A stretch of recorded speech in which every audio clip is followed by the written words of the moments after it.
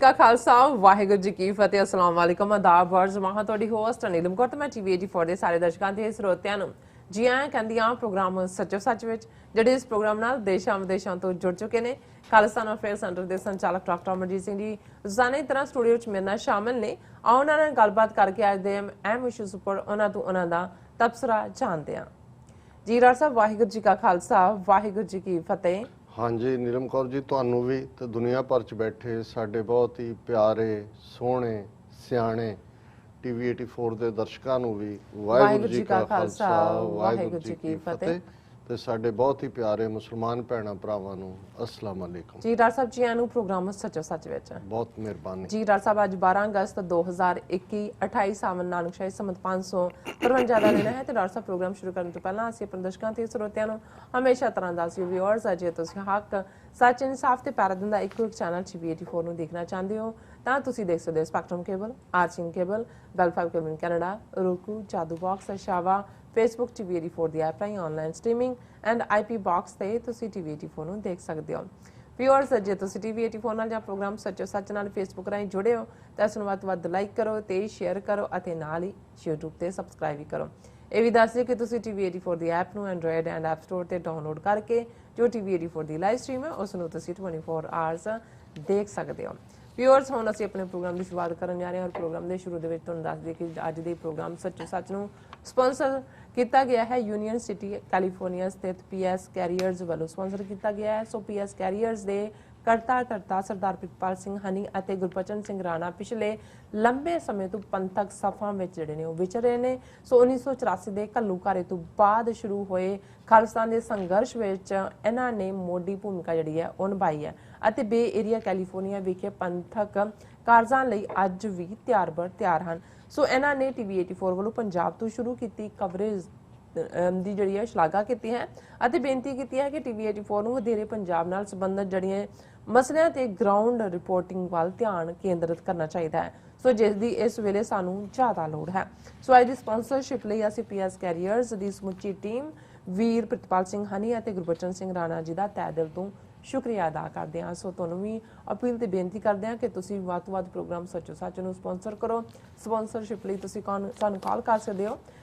5166191984 ਤੁਸੀਂ ਸਾਨੂੰ WhatsApp same number ਤੇ ਕਰ ਸਕਦੇ ਹੋ। ਤੁਸੀਂ ਸਾਨੂੰ ਈਮੇਲ ਵੀ ਕਰ ਸਕਦੇ ਹੋ info@tv84.tv ਤੇ। ਸੋ ਵਿਊਅਰਸ ਹੁਣ ਅਸੀਂ ਆਪਣੇ ਪ੍ਰੋਗਰਾਮ ਨੂੰ ਅੱਗੇ ਵਧਾਉਂਦੇ ਹਾਂ ਅੱਜ ਦੇ ਪਹਿਲੇ ਅਹਿਮ ਇਸ਼ੂ ਦੇ ਨਾਲ। ਉਸ ਦੇ ਵਿੱਚ ਆਪਾਂ ਗੱਲਬਾਤ ਕਰਨ ਜਾ ਰਹੇ ਹਾਂ ਅਫਗਾਨਿਸਤਾਨ ਦੇ ਹਵਾਲੇ ਨਾਲ ਕਿ ਅਮਰੀਕਨ ਜਿਹੜੀ ਖੁਫੀਆ ਏਜੰਸੀਆਂ ਦਾ ਇੰਕਸ਼ਾਫ ਸੀ ਕਿ ਤਾਲਿਬਾਨ ਜਿਹੜਾ 90 ਦਿਨਾਂ ਦੇ ਵਿੱਚ ਕਾਬਲ ਤੇ ਕਾਬਜ਼ ਹੋ ਸਕਦੇ ਹਨ। ਪਰ ਜਿਸ ਤੇਜ਼ੀ ਨਾਲ ਤਾਲਿਬਾਨ ਨੇ ਹਰਾਤ ਗਜ਼ਨੀ ਤੇ ਕੰਦਾਰ ਤੇ ਕਬਜ਼ਾ ਕੀਤਾ ਹੈ ਉਸ ਨਾਲ ਉਹ ਕਾਬਲ ਦੀਆਂ ਬਰੂਹਾਂ ਤੇ ਪਹੁੰਚ ਗਏ ਹਨ। ਸੋ ਮੀਡੀਆ ਰਿਪੋਰਟਾਂ ਅਨੁਸਾਰ ਤਾਲਿਬਾਨ ਨੇ ਭਾਰਤ ਵੱਲੋਂ ਅਫਗਾਨਿਸਤਾਨ ਸਰਕਾਰ ਨੂੰ ਤੋਹਫੇ ਵਿੱਚ ਜਿਹੜੇ ਦਿੱਤੇ 4 ਹੈਲੀਕਾਪਟਰਾਂ ਚੋਂ ਇੱਕ ਜਿਹੜਾ ਹੈਲੀਕਾਪਟਰ ਹੈ ਆਪਣੇ ਕਬਜ਼ੇ ਵਿੱਚ ਜਿਹੜਾ ਉਹ ਕਰ ਲਿਆ। ਸੋ ਵਿਊਅਰਸ ਆਉਣ ਵਾਲੇ ਦਿਨਾਂ ਵਿੱਚ ਅਫਗਾਨਿਸਤਾਨ ਵਿੱਚ ਕੀ ਹੋਣ ਜਾ ਰਿਹਾ ਇਸ ਬਾਰੇ ਆਪਾਂ ਵਿਚਾਰ ਚਰਚਾ ਕਰਨ ਜਾ ਰਹੇ ਹਾਂ। ਸੋ ਅਸੀਂ ਚਾਹਾਂਗੇ ਕਿ ਤੁਸੀਂ ਇਸੇ ਤਰ੍ਹਾਂ ਬਣੇ ਰਹਿਣਾ ਦੇਖਣ ਸੁਣ ਲਈ ਐਂਡ ਲਿਖਣ ਲਈ ਤੁਹਾਡਾ ਸਭ ਦਾ ਬਹੁਤ ਸ਼ੁਕਰੀਆ। ਜੀ ਡਾਕਟਰ ਸਾਹਿਬ ਕੀ ਕਹਿਣਾ ਚਾਹੋਗੇ? ਦੇਖੋ ਸਭ ਤੋਂ ਪਹਿਲਾਂ ਅੱਜ ਦੇ ਪ੍ਰੋਗਰਾਮ ਨੂੰ ਸਪਾਂਸਰ ਕਰਨ ਦੇ ਲਈ ਅਸੀਂ PS ਕੈਰੀਅਰਸ ਜਿਸ ਦੇ ਕਰਤਾ ਧਰਤਾ ਵੀਰ ਗੁਰਬਚਨ ਸਿੰਘ ਰਾਣਾ ਤੇ ਪ੍ਰਿਤਪਾਲ ਸਿੰਘ ਹਨੀ ਜੀ ਦੋਨੋਂ ਹੀ ਨਾਂ ਜਿਹੜੇ ਨੇ ਸਾਡੇ ਲਈ 30 ਸਾਲ ਤੋਂ ਸਾਡੇ ਹਾਊਸ ਹੋਲਡ ਨੇਮ ਨੇ ਭਰਾਵਾਂ ਵਰਗੇ ਛੋਟੇ ਭਰਾ ਨੇ ਨਾਈਸ ਔਰ ਇਸ ਵੀ ਕੋਈ ਸ਼ੱਕ ਨਹੀਂ ਜਿਵੇਂ ਤੁਸੀਂ ਕਿਹਾ ਕਿ ਇਹ ਉਹ ਜਨਰੇਸ਼ਨ ਹੈ ਯੰਗਰ ਜਿਹੜੀ 84 ਦੇ ਵਿੱਚ ਕੋਈ 14 ਸਾਲ ਦਾ ਹੈ ਕੋਈ 16 ਸਾਲ ਦਾ ਹੈ ਔਰ ਜਿਨ੍ਹਾਂ ਨੇ ਦੇਖਿਆ ਕੋਈ ਸਕੂਲ ਚੋਂ ਨਿਕਲਿਆ ਕੋਈ ਕਾਲਜ 'ਚ ਗਿਆ ਪਰ ਜਦੋਂ ਦਰਬਾਰ ਸਾਹਿਬ ਤੇ ਹਮਲੇ ਦੀ ਗੱਲ ਹਰ ਇੱਕ ਦੇ ਸਾਹਮਣੇ ਆਈ ਤਾਂ ਫਿਰ ਕਿਸੇ ਨੇ ਆਪਣਾ ਘਰ-ਬਾਰ ਨਹੀਂ ਦੇਖਿਆ ਆਪਣੇ ਮਾਤਾ ਪਿਤਾ ਦੀ ਨਾਰਾਜ਼ਗੀ ਵੀ ਜਿਹੜੀ ਹੈ ਉਹਨਾਂ ਬੱਚਿਆਂ ਨੇ ਮੁੱਲ ਲਈ ਇਸ ਰਸਤੇ ਨਿਕਲ ਆਏ ਔਰ ਉੱਥੇ ਤਾਂ ਜੋ ਕਿਸੇ ਨੇ ਜੇਲ੍ਹ ਕੱਟੀ ਕਿਸੇ ਨੇ ਹੋਰ ਹਾਰਡਸ਼ਿਪਸ ਗੁਜ਼ਾਰੀਆਂ ਜਦੋਂ ਤੁਸੀਂ ਉੱਥੋਂ ਨਿਕਲਦੇ ਵੀ ਹੋ ਇੱਥੇ ਆ ਕੇ ਵੀ ਜ਼ਿੰਦਗੀ ਕੋਈ ਸੌਖੀ ਨਹੀਂ ਹੁੰਦੀ ਪੂਰੀ ਸਟਰਗਲ ਔਰ ਉਸ ਸਟਰਗਲ ਚੋਂ ਜਦੋਂ ਤੁਸੀਂ ਦੇਖਦੇ ਹੋ ਕਿ ਜਿਨ੍ਹਾਂ ਨੇ ਉੱਥੇ ਆਪਣਾ ਰੋਲ ਅਦਾ ਕੀਤਾ ਇੱਥੇ ਆ ਕੇ ਵੀ ਉਹ ਕਾਨੂੰਨੀ ਦਾਇਰੇ 'ਚ ਰਹਿੰਦੇ ਆ ਜਿਹੜਾ ਸੰਘਰਸ਼ ਹੈ ਕਿਉਂਕਿ ਮੈਂ ਇਹ ਗੱਲ ਰਿਪੀਟਡਲੀ ਕਹਿੰਦਾ ਕਿ ਟੈਰਰਿਜ਼ਮ ਸਟੇਟ ਦਾ ਸੀ। ਉਹਨਾਂ ਨੇ ਸਟੇਟ ਟੈਰਰ ਨੇ ਨੌਜਵਾਨਾਂ ਨੂੰ ਡਿਫੈਂਸਿਵ ਕੀਤਾ, ਬਿਲਕੁਲ ਉਹ ਇਸ ਰਸਤੇ ਤੇ ਆਏ। ਲੇਕਿਨ ਬਾਹਰ ਬੈਠਾ ਡਾਇਸਪੋਰਾ ਸਿੱਖ ਪਹਿਲੇ ਦਿਨ ਤੋਂ ਹੀ ਆਪਣੀ ਸਾਰੀ ਸਟਰਗਲ ਬਿਲਕੁਲ ਅਮਨ ਵਾਲੇ ਤਰੀਕੇ ਨਾਲ, ਜਿਹੜਾ ਕਿ within the ambit of UN charter ਹੈ, ਇੰਟਰਨੈਸ਼ਨਲ ਲਾਅ ਹੈ, ਉਹ ਕਰ ਰਿਹਾ। ਹਾਲਾਂਕਿ ਭਾਰਤੀ ਹਕੂਮਤ ਔਰ ਉਹਨਾਂ ਦੇ ਅਦਾਰੇ ਇੱਥੇ ਵੀ ਸਿੱਖਾਂ ਦੇ ਮਾਮਲਿਆਂ ਦੇ ਵਿੱਚ ਦਖਲਅੰਦਾਜ਼ੀ ਕਰਦੇ ਨੇ, ਗੁਰਦੁਆਰਿਆਂ ਦੇ ਵਿੱਚ ਦਖਲਅੰਦਾਜ਼ੀ ਕਰਦੇ ਨੇ, ਔਰ ਜਿਨ੍ਹਾਂ ਨੇ ਇੱਥੇ ਆ ਕੇ ਕਾਮਯਾਬੀ ਦੇ ਨਾਲ ਆਪਣੇ ਕੈਰੀਅਰ ਵੀ ਬਣਾਏ ਨੇ, ਲੇਕਿਨ ਪੰਥ ਪ੍ਰਤੀ ਉਹਨਾਂ ਦੀ ਜਿਹੜੀ ਕਮਿਟਮੈਂਟ ਹੈ ਉਹ ਲਗਾਤਾਰਤਾ ਦੇ ਨਾਲ ਹੈ। ਔਰ ਮੈਂ ਇਹਨਾਂ ਦੋਨੋਂ ਹੀ ਵੀਰਾਂ ਨੂੰ, ਹਾਲਾਂਕਿ ਪਸੰਦ ਨਹੀਂ ਸੀ ਕਰਦੇ ਕਿ ਉਹਨਾਂ ਦੇ ਨਾਂ ਵੀ ਲੈ ਜਾਣ,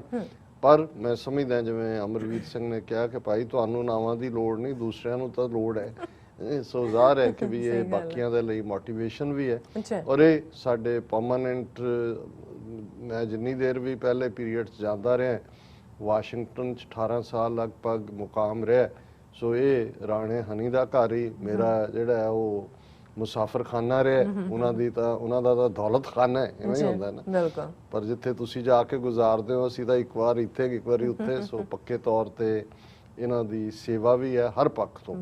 ਔਰ ਚੜ੍ਹਦੀ ਕਲਾ 'ਚ ਨੇ, ਕਾਰੋਬਾਰ ਵੀ ਗੁਰੂ ਨੇ ਜਿਹੜਾ ਉਹ ਭਾਗ ਲਾਏ ਹੋਏ ਨੇ। ਸੋ ਅਸੀਂ ਆਸ ਕਰਦੇ ਹਾਂ ਕਿ ਵੀ ਇਵੇਂ ਹੀ ਜਿਹੜਾ ਪੰਥ ਦੀ ਖਿਦਮਤ ਦੇ ਵਿੱਚ ਵੀ ਰਹਿਣਗੇ, ਔਰ ਅੱਗੋਂ ਵੀ ਆਪਣੇ ਬੱਚੇ ਬੱਚੀਆਂ ਨੂੰ, ਜਿੱਥੇ ਉਹਨਾਂ ਦੀ ਇੱਕ ਹਮੇਸ਼ਾ ਹਰ ਪਰਿਵਾਰ ਦੀ ਚਾਹਨਾ ਹੁੰਦੀ ਹੈ ਕਿ ਉਹਨਾਂ ਦੀ ਲੈਗੇਸੀ ਅੱਗੇ ਤੁਰੇ। ਅਸੀਂ ਸਮਝਦੇ ਹਾਂ ਵੀ ਜਿਨ੍ਹਾਂ ਨੇ ਇਸ ਸਾਰੇ ਪੀਰੀਅਡ ਦੇ ਵਿੱਚ ਸੰਘਰਸ਼ ਕੀਤੇ ਨੇ, ਉਹਨਾਂ ਦੇ ਪਰਿਵਾਰਾਂ 'ਚ ਉਸ ਸੰਘਰਸ਼ ਦੀਆਂ ਗੱਲਾਂ ਨੇ, ਔਰ ਜ਼ਾਹਰ ਹੈ ਕਿ ਉਸ ਗੱਲ ਨੂੰ ਅੱਗੇ ਤੋਰਨਾ ਵੀ ਇਹ ਵੀ ਸਾਡਾ ਫਰਜ਼ ਹੈ, ਕਿਉਂਕਿ ਅਸੀਂ ਤਾਂ ਆਪਣੀ ਇਨਿੰਗ ਲਗਭਗ ਮੁਕੰਮਲ ਕਰਨ ਦੇ ਨੇੜੇ ਤੇੜੇ ਹਾਂ। ਤੇ ਜੇ ਅੱਗੋਂ ਕਿਸੇ ਨੂੰ ਅਸੀਂ ਬੱਲਾ ਫੜਾਣਾ, ਬੈਟ ਫੜਾਣਾ, ਤੇ ਉਹ ਸਾਡੇ ਬੱਚੇ ਬੱਚੀਆਂ ਹੀ ਨੇ। ਇਹ ਨਾ ਐਕਸਪੈਕਟ ਕਰੀਏ ਕਿ ਕੋਈ ਹੋਰ ਨਿਕਲਣਗੇ। ਅਸੀਂ ਆਪਣੇ ਹੀ ਪਰਿਵਾਰਾਂ ਦੇ ਵਿੱਚ ਇਸ ਗੱਲ ਨੂੰ ਜਿਹੜਾ ਜਿਉਂਦਾ ਵੀ ਰੱਖੀਏ ਔਰ ਅੱਗੇ ਵੀ ਤੋਰੀਏ। ਗੱਲ ਕਾਬਲ ਦੀ, ਹੁਣ ਜ਼ਾਹਰ ਹੈ ਕਿ ਕਾਬਲ ਇੰਨਾ ਅਹਿਮ ਰਿਹਾ ਵੀ ਸਿੰਘਾਂ ਦੇ ਵਿੱਚ ਵੀ ਬੱਚਿਆਂ ਮੁੰਡਿਆਂ ਦੇ ਨਾਂ ਕਾਬਲ ਸਿੰਘ ਰੱਖਿਆ ਜਾਂਦਾ ਹੈ। ਮਤਲਬ ਤਾਂ ਇਹੀ ਸੀ ਕਿ ਵੀ ਇੱਕ ਤਾਂ ਕਾਬਲ ਯੋਗ ਨੂੰ ਕਹਿੰਦੇ ਨੇ, ਏਬਲ, ਪਰ ਇਹ ਜਿਹੜਾ ਪਾਰਟ ਹੁੰਦਾ ਸੀ ਕਿ ਜੇ ਅਸੀਂ ਈਵਨ ਮਹਾਰਾਜਾ ਰਣਜੀਤ ਸਿੰਘ ਦੇ 3 ਬੇਟਿਆਂ ਦੇ ਨਾਂ, ਇੱਕ ਦਾ ਨਾਮ ਮੁਲਤਾਨਾ ਸਿੰਘ, ਕਸ਼ਮੀਰਾ ਸਿੰਘ, ਪਿਸ਼ੌਰਾ ਸਿੰਘ, ਹੁਣ ਇਹ 3 ਸੂਬੇ ਵੀ ਸਨ ਸਿੱਖ ਰਾਜ ਦੇ, ਮੁਲਤਾਨ ਵੀ, ਕਸ਼ਮੀਰ ਵੀ, ਪਿਸ਼ਾਵਰ ਵੀ। ਮੈਨੂੰ ਵੈਸੇ ਹੈਰਾਨੀ ਹੁੰਦੀ ਵੀ ਲਾਹੌਰਾ ਸਿੰਘ ਨਹੀਂ ਰੱਖਿਆ ਕਿਸੇ ਦਾ ਨਾਂ, ਹਾਲਾਂਕਿ ਇਤਿਹਾਸ 'ਚ ਲਾਹੌਰਾ ਸਿੰਘ ਨਾਂ ਹੁੰਦਾ ਤੇ, ਲੇਕਿਨ ਉਦੋਂ ਤੱਕ ਫਿਰ ਮੁੱਕ ਗਏ ਹੋਣੇ ਨੇ ਮੁੰਡੇ ਵੀ ਜਿਹਨਾਂ ਦਾ ਨਾਮਕਰਨ ਕਰਨਾ। ਸੋ ਇਸੇ ਤਰ੍ਹਾਂ ਜਦੋਂ ਅਸੀਂ ਕਾਬਲ ਦੀ ਗੱਲ ਕਰਦੇ ਹਾਂ ਤੇ ਕਾਬਲ ਦੇ ਨਾਲ ਫਿਰ ਕਈ ਕੁਛ ਹੀ ਜੁੜਿਆ ਹੋਇਆ, ਔਰ ਜਦੋਂ ਅਸੀਂ ਹਿਸਟਰੀ ਦੇ ਟਰਨਿੰਗ ਪੁਆਇੰਟ ਦੇਖਦੇ ਹਾਂ, ਜਿਹਨੂੰ ਮਿਲੇਨੀਅਮਸ ਦਾ ਇਤਿਹਾਸ, ਹਜ਼ਾਰਾਂ ਸਾਲਾਂ ਦਾ, ਤੇ ਫਿਰ ਉਸ ਖਿੱਤੇ ਦੇ ਨਾਲ ਇਹੀ ਅਫਗਾਨਿਸਤਾਨ ਕਿਵੇਂ, ਜਿਹਨੂੰ ਅੱਜ ਸੈਂਟਰਲ ਏਸ਼ੀਅਨ ਰਿਪਬਲਿਕਸ ਕਹਿੰਦੇ ਨੇ, ਸੋਵੀਅਤ ਯੂਨੀਅਨ ਨੇ ਉਹ ਹੜੱਪ ਲਏ ਸੀ 19ਵੀਂ ਸਦੀ ਦੇ ਅਖੀਰ 'ਚ। ਫਿਰ ਜਿਹੜਾ ਹੈ ਜਦੋਂ ਸੋਵੀਅਤ ਯੂਨੀਅਨ ਟੁੱਟਦਾ 1999-90 ਤੱਕ ਪਹੁੰਚਦੇ ਆ, ਇਹ ਸਾਰੇ ਤਾਜ਼ਿਕਸਤਾਨ, ਉਜ਼ਬੇਕਿਸਤਾਨ, ਕਿਰਗਿਸਤਾਨ, ਅਜ਼ਰਬਾਈਜਾਨ, ਔਰ ਇਹ ਸਾਰੇ ਫ੍ਰੀ ਹੁੰਦੇ ਨੇ। ਪਰ ਹੁਣ ਅਸੀਂ ਦੇਖ ਰਹੇ ਹਾਂ ਕਿ ਵਾਪਸ ਜਿਹੜੀ ਮੈਪ ਮੇਕਿੰਗ ਹੈ, ਕਿਉਂਕਿ ਬਹੁਤ ਕੁਝ ਪਹਿਲਾਂ ਜਦੋਂ ਡਿਸਕਸ ਹੁੰਦਾ ਸੀ ਜੀ ਅਫਗਾਨਿਸਤਾਨ ਦੀ ਕੀ ਅਹਿਮੀਅਤ ਹੈ, 19ਵੀਂ ਸਦੀ 'ਚ ਜਿਹੜਾ ਇੱਕ ਪਾਰਟ ਹਮੇਸ਼ਾ ਕੋਟ ਹੁੰਦਾ ਸੀ ਜੀ ਕਿ ਜਿਹੜੇ ਜ਼ਾਰ ਨੇ, ਜ਼ਾਰ ਹੈ ਲਫ਼ਜ਼ ਬਾਦਸ਼ਾਹ ਲਈ ਹੁੰਦਾ ਹੈ, ਰਸ਼ੀਆ ਦੇ ਵਿੱਚ ਸੋਵੀਅਤ ਯੂਨੀਅਨ 'ਚ ਜ਼ਾਰ ਸਿਸਟਮ ਸੀ ਕਿ ਜ਼ਾਰਸ ਦਾ ਇਹ ਡ੍ਰੀਮ ਹੈ ਕਿ warm waters of Indian Ocean, ਕਿ ਭਾਰਤੀ ਸਮੁੰਦਰ ਦੇ ਗਰਮ ਪਾਣੀਆਂ ਤੱਕ ਪਹੁੰਚਣਾ, ਕਿਉਂਕਿ ਜ਼ਾਹਰ ਹੈ ਜਿਹੜੇ ਸੋਵੀਅਤ ਯੂਨੀਅਨ ਦੇ ਆਪਣੇ ਸਮੁੰਦਰ ਨੇ ਉਹ ਤਾਂ ਸਾਰੇ ਆਈਸ ਸੀ ਨੇ, ਬਰਫ਼ ਵਾਲੇ ਨੇ, ਕਿ ਇਹ ਵਾਰਮ ਵਾਟਰਸ ਤੱਕ ਪਹੁੰਚਣਾ। ਔਰ ਉਹਦੇ ਲਈ ਵੀ ਜਦੋਂ ਇਹ ਬਾਕੀ ਦੀਆਂ ਯੂਰਪੀਅਨ ਪਾਵਰਸ ਉੱਥੇ ਪਹੁੰਚਦੀਆਂ ਨੇ ਉਸ ਖਿੱਤੇ ਦੇ ਵਿੱਚ, ਔਰ ਅਸੀਂ ਇੰਡੀਆ ਦੇ ਸਮੁੰਦਰੀ ਹਿੱਸੇ ਦੂਜੇ ਪਾਸਿਓਂ ਦੇਖੀਏ ਕਿ ਵਾਸਕੋ ਡੀ ਗਾਮਾ ਜਿਹੜਾ ਹੈ ਉਹ 1492 ਦੇ ਲਗਭਗ ਹੀ ਉੱਥੇ ਪਹੁੰਚ ਜਾਂਦਾ ਹੈ ਕੋਚੀਨ ਦੇ ਵਿੱਚ, ਔਰ ਫਿਰ ਗੋਆ ਦੇ ਵਿੱਚ ਫ੍ਰੈਂਚ ਪਹੁੰਚ ਜਾਂਦੇ ਨੇ। ਪਰ ਬ੍ਰਿਟਿਸ਼ਰ ਜਿਹੜੇ ਨੇ 19ਵੀਂ ਸਦੀ ਦੇ ਐਂਡ ਤੱਕ ਪਹੁੰਚਦੇ ਆ, ਔਰ ਉਸ ਤੋਂ ਪਹਿਲਾਂ ਹੀ ਰਾਦਰ 19ਵੀਂ ਸਦੀ ਦੀ ਬਿਗਨਿੰਗ 'ਚ ਹੀ ਉਹਨਾਂ ਨੂੰ ਜਿਹੜਾ ਆਈਸੋਲੇਟ, ਫ੍ਰੈਂਚ ਦਾ ਜਿਹੜੇ ਪੋਰਤੁਗੀਜ਼ ਤਾਂ ਉੱਥੇ ਤੱਕ ਹੀ ਰਹੇ, ਫ੍ਰੈਂਚ ਨੂੰ ਉਹਨਾਂ ਨੇ ਕਰਟੇਲ ਕੀਤਾ ਔਰ ਉਹਦੇ 'ਚ ਅਸੀਂ ਦੇਖਦੇ ਹਾਂ ਕਿ ਡੁਪਲੇ ਫ੍ਰੈਂਚ ਜਨਰਲ ਸੀ, ਕਲਾਈਵ ਇਹਨਾਂ ਦਾ ਸੀ, ਉਹਨਾਂ ਨੂੰ ਸ਼ਿਕਸਤ ਦੇ ਕੇ ਜਿਹੜਾ ਫ੍ਰੈਂਚ ਦਾ ਡ੍ਰੀਮ ਸੀ ਕਿ ਉਹਨਾਂ ਨੇ ਵੀ ਸਬ ਕੰਟੀਨੈਂਟ ਤੱਕ ਪਹੁੰਚਣਾ ਹੈ, ਔਰ ਜਿਹਦੇ 'ਚ ਉਧਰ ਅਸੀਂ ਦੇਖਦੇ ਹਾਂ ਕਿ ਨੈਪੋਲੀਅਨ ਦਾ ਜਿਹੜਾ ਹੈ ਉਹ ਉਭਾਰ ਹੋ ਰਿਹਾ ਸੀ, ਔਰ ਨੈਪੋਲੀਅਨ ਵਾਟਰਲੂ ਦੀ ਜੰਗ 'ਚ ਹਾਰਨ ਤੋਂ ਬਾਅਦ ਕੈਦੀ ਬਣ ਗਿਆ ਔਰ ਉਹ ਫ੍ਰੈਂਚ ਚੈਲੰਜ ਤਾਂ ਖਤਮ ਹੋ ਗਿਆ ਔਰ ਫ੍ਰੈਂਚ ਨੂੰ ਤਾਂ ਬ੍ਰਿਟਿਸ਼ਰਸ ਨੇ ਦੂਸਰਾ ਜਿਹੜਾ ਚੈਲੰਜ ਉਹਨਾਂ ਨੂੰ ਨਜ਼ਰ ਆਉਂਦਾ ਸੀ ਉਹੀ ਰਸ਼ੀਅਨ ਜ਼ਾਰਜ਼ ਦਾ ਕਿ ਵੀ ਉਹ ਇੱਧਰ ਦੀ ਆਉਣਗੇ ਔਰ ਅਫਗਾਨਿਸਤਾਨ ਉਸ ਲੈਵਲ ਦੇ ਉੱਤੇ ਹੀ ਬੈਠਾ ਸੀ ਕਿ ਵੰਸ ਤੁਸੀਂ ਅਫਗਾਨਿਸਤਾਨ ਕ੍ਰਾਸ ਕਰਦੇ ਹੋ ਫਿਰ ਤੁਸੀਂ ਆ ਕੇ ਇੰਡਸ ਦੇ ਵਿੱਚ ਆਪਣਾ ਸਿਰ ਕੱਢਦੇ ਹੋ ਤੇ ਇੰਡਸ ਦਾ ਮਤਲਬ ਉਹੀ ਹੈ ਕਿ ਭਾਈ ਫਿਰ ਪੰਜਾਬ ਦੇ ਪਲੇਨਸ ਜਿਹੜੇ ਨੇ 5 ਦਰਿਆਵਾਂ ਦੀ ਧਰਤੀ ਦੇ ਉਹ ਪੈਰਾਂ 'ਚ ਪਏ ਹੁੰਦੇ ਨੇ ਤੇ ਉੱਥੋਂ ਫਿਰ ਗੰਗਾ ਜਮਨਾ ਤੱਕ ਔਰ ਫਿਰ ਤੁਸੀਂ ਉਸ ਦੂਸਰੇ ਪਾਸੇ ਤੱਕ ਬੇ ਆਫ ਬੰਗਾਲ ਤੱਕ ਪਹੁੰਚ ਜਾਂਦੇ। ਸੋ ਅੰਗਰੇਜ਼ਾਂ ਦੇ ਲਈ ਇਹ ਬੜਾ ਇੰਪੋਰਟੈਂਟ ਸੀ ਔਰ ਇਹਦੇ 'ਚ ਵੀ ਕੋਈ ਦੋ ਰਾਵਾਂ ਨਹੀਂ ਨੇ ਕਿ ਜਿਹੜੀ 1809 ਦੀ ਅੰਮ੍ਰਿਤਸਰ ਦੀ ਸੰਧੀ ਹੁੰਦੀ ਹੈ ਜਦੋਂ ਕਿ ਮਹਾਰਾਜਾ ਰਣਜੀਤ ਸਿੰਘ ਅਜੇ ਬਹੁਤ ਯੰਗ ਨੇ ਔਰ ਲਾਹੌਰ ਉਹਨਾਂ ਨੇ 1799 ਦੇ ਵਿੱਚ ਲੈ ਲਿਆ ਔਰ ਜਿਹਦੇ 'ਚ ਸਤਲੁਜ ਦਰਿਆ ਨੂੰ ਸਿੱਖ ਰਾਜ ਔਰ ਅੰਗਰੇਜ਼ੀ ਰਾਜ ਦਾ ਅੰਗਰੇਜ਼ੀ ਸਲਤਨਤ ਦਾ ਬਾਰਡਰ ਮੰਨ ਲਿਆ ਜਾਂਦਾ ਹੈ। ਉਹ ਵੀ ਅੰਗਰੇਜ਼ ਇਹ ਸਮਝਦੇ ਸੀ ਕਿ ਜੇ ਸੋਵੀਅਤ ਜਾਂ ਰਸ਼ੀਆ ਉਸ ਪੀਰੀਅਡ ਦੇ ਵਿੱਚ ਉਹ ਵੱਧ ਕੇ ਅਫਗਾਨਿਸਤਾਨ ਤੱਕ ਪਹੁੰਚ ਜਾਂਦਾ ਹੈ ਤੇ ਅਫਗਾਨਿਸਤਾਨ ਤੋਂ ਬਾਅਦ ਤਾਂ ਫਿਰ ਸਿੱਖ ਰਾਜ ਦੀ ਹੱਦ ਸ਼ੁਰੂ ਹੋ ਜਾਂਦੀ ਸੀ ਕਿ ਵੀ ਇਹ ਨਾ ਹੋਏ ਵੀ ਇਹ ਜੁਆਇਨ ਕਰ ਲੈਣ ਉਹਨਾਂ ਨੂੰ ਔਰ ਅਲਟੀਮੇਟਲੀ ਸਬ ਕੰਟੀਨੈਂਟ ਦੇ ਵਿੱਚ ਰਸ਼ੀਅਨ ਇਨਫਲੂਐਂਸ ਵਧੇ। ਸੋ ਉਹਨਾਂ ਨੇ ਜਿੱਥੇ ਸਿੱਖ ਰਾਜ ਦੇ ਨਾਲ ਆਪਣੀ ਜਿਹੜੀ ਹੈ ਉਹ ਟ੍ਰੀਟੀ ਕੀਤੀ ਔਰ ਬਾਅਦ 'ਚ ਅਸੀਂ ਦੇਖਦੇ ਹਾਂ ਕਿ ਅਫਗਾਨਿਸਤਾਨ 'ਚ ਜਿਹੜਾ ਖਾਸ ਇੰਟਰਸਟ ਬ੍ਰਿਟਿਸ਼ਰਸ ਦਾ ਰਿਹਾ ਔਰ ਜਿਹੜਾ ਹੁਣ ਵੀ ਹੈ ਉਦੋਂ ਇਸ ਸਾਰੇ ਨੂੰ ਜਿਹੜੇ ਇੱਕ ਨਾਂ ਦਿੱਤਾ ਗਿਆ ਹੈ ਜਿਹੜੇ ਸਾਰੇ ਐਂਬੀਸ਼ਨ ਸੀ ਗ੍ਰੇਟ ਗੇਮ ਔਰ ਅੱਜ ਜਦੋਂ ਗੱਲ ਹੋ ਰਹੀ ਹੈ ਕਿ ਵੀ ਚਾਈਨਾ ਰਸ਼ੀਆ ਈਰਾਨ ਇਹ ਇੱਕ ਪੇਜ ਤੇ ਨੇ ਔਰ ਜੇ ਦੂਸਰੇ ਪਾਸੇ ਅਮਰੀਕਾ ਇੰਡੀਆ ਨੂੰ ਪਾਰਟਨਰਸ਼ਿਪ ਕਰ ਰਿਹਾ ਹੈ ਔਰ ਕਿਹਦੇ ਕੀ ਇੰਟਰਸਟ ਨੇ ਤੇ ਇਹਦੇ ਲਈ ਜਿਹੜਾ ਹੁਣ ਟਰਮ ਡਿਸਕਸ ਹੋ ਰਹੀ ਹੈ ਜਾਂ ਇਸ ਸਾਰੇ ਨੂੰ ਕਿਹਾ ਜਾ ਰਿਹਾ ਹੈ ਗ੍ਰੇਟ ਗੇਮ ਤੇ ਉਹ ਗ੍ਰੇਟ ਗੇਮ ਦੇ ਥੱਲੇ ਹੀ ਫਿਰ ਅੰਗਰੇਜ਼ਾਂ ਨੇ ਦੋਸਤ ਮੁਹੰਮਦ ਨੂੰ ਜਿਹੜਾ ਸ਼ਿਕਸਤ ਦੇਣ ਦੇ ਲਈ ਅਫਗਾਨਿਸਤਾਨ ਦੇ ਵਿੱਚ ਸ਼ਾਹ ਸ਼ੁਜਾ ਜਿਹੜੀ ਅਸੀਂ ਟ੍ਰਾਈਪਾਰਟਾਈਟ ਟ੍ਰੀਟੀ ਦਾ ਜ਼ਿਕਰ ਕਰਦੇ ਹਾਂ ਸਿੱਖ ਰਾਜ ਅੰਗਰੇਜ਼ ਔਰ ਸ਼ਾਹ ਸ਼ੁਜਾ ਜਿਹਨੂੰ ਗੱਦੀ ਦੇ ਉੱਤੇ ਬਿਠਾਇਆ ਲੇਕਿਨ ਉਹ ਬਹੁਤੀ ਦੇਰ ਚੱਲ ਨਹੀਂ ਸਕਿਆ ਬਾਅਦ 'ਚ ਉਹਦਾ ਮਰਡਰ ਹੋਇਆ ਔਰ ਅੰਗਰੇਜ਼ਾਂ ਨੇ ਵੀ ਦੇਖਿਆ ਕਿ ਵੀ ਉਹਨਾਂ ਨੇ ਇੱਕ ਸਟੇਜ ਤੇ ਅਫਗਾਨਿਸਤਾਨ ਨੂੰ ਕਾਬੂ ਕਰਨ ਦੀ ਕੋਸ਼ਿਸ਼ ਕੀਤੀ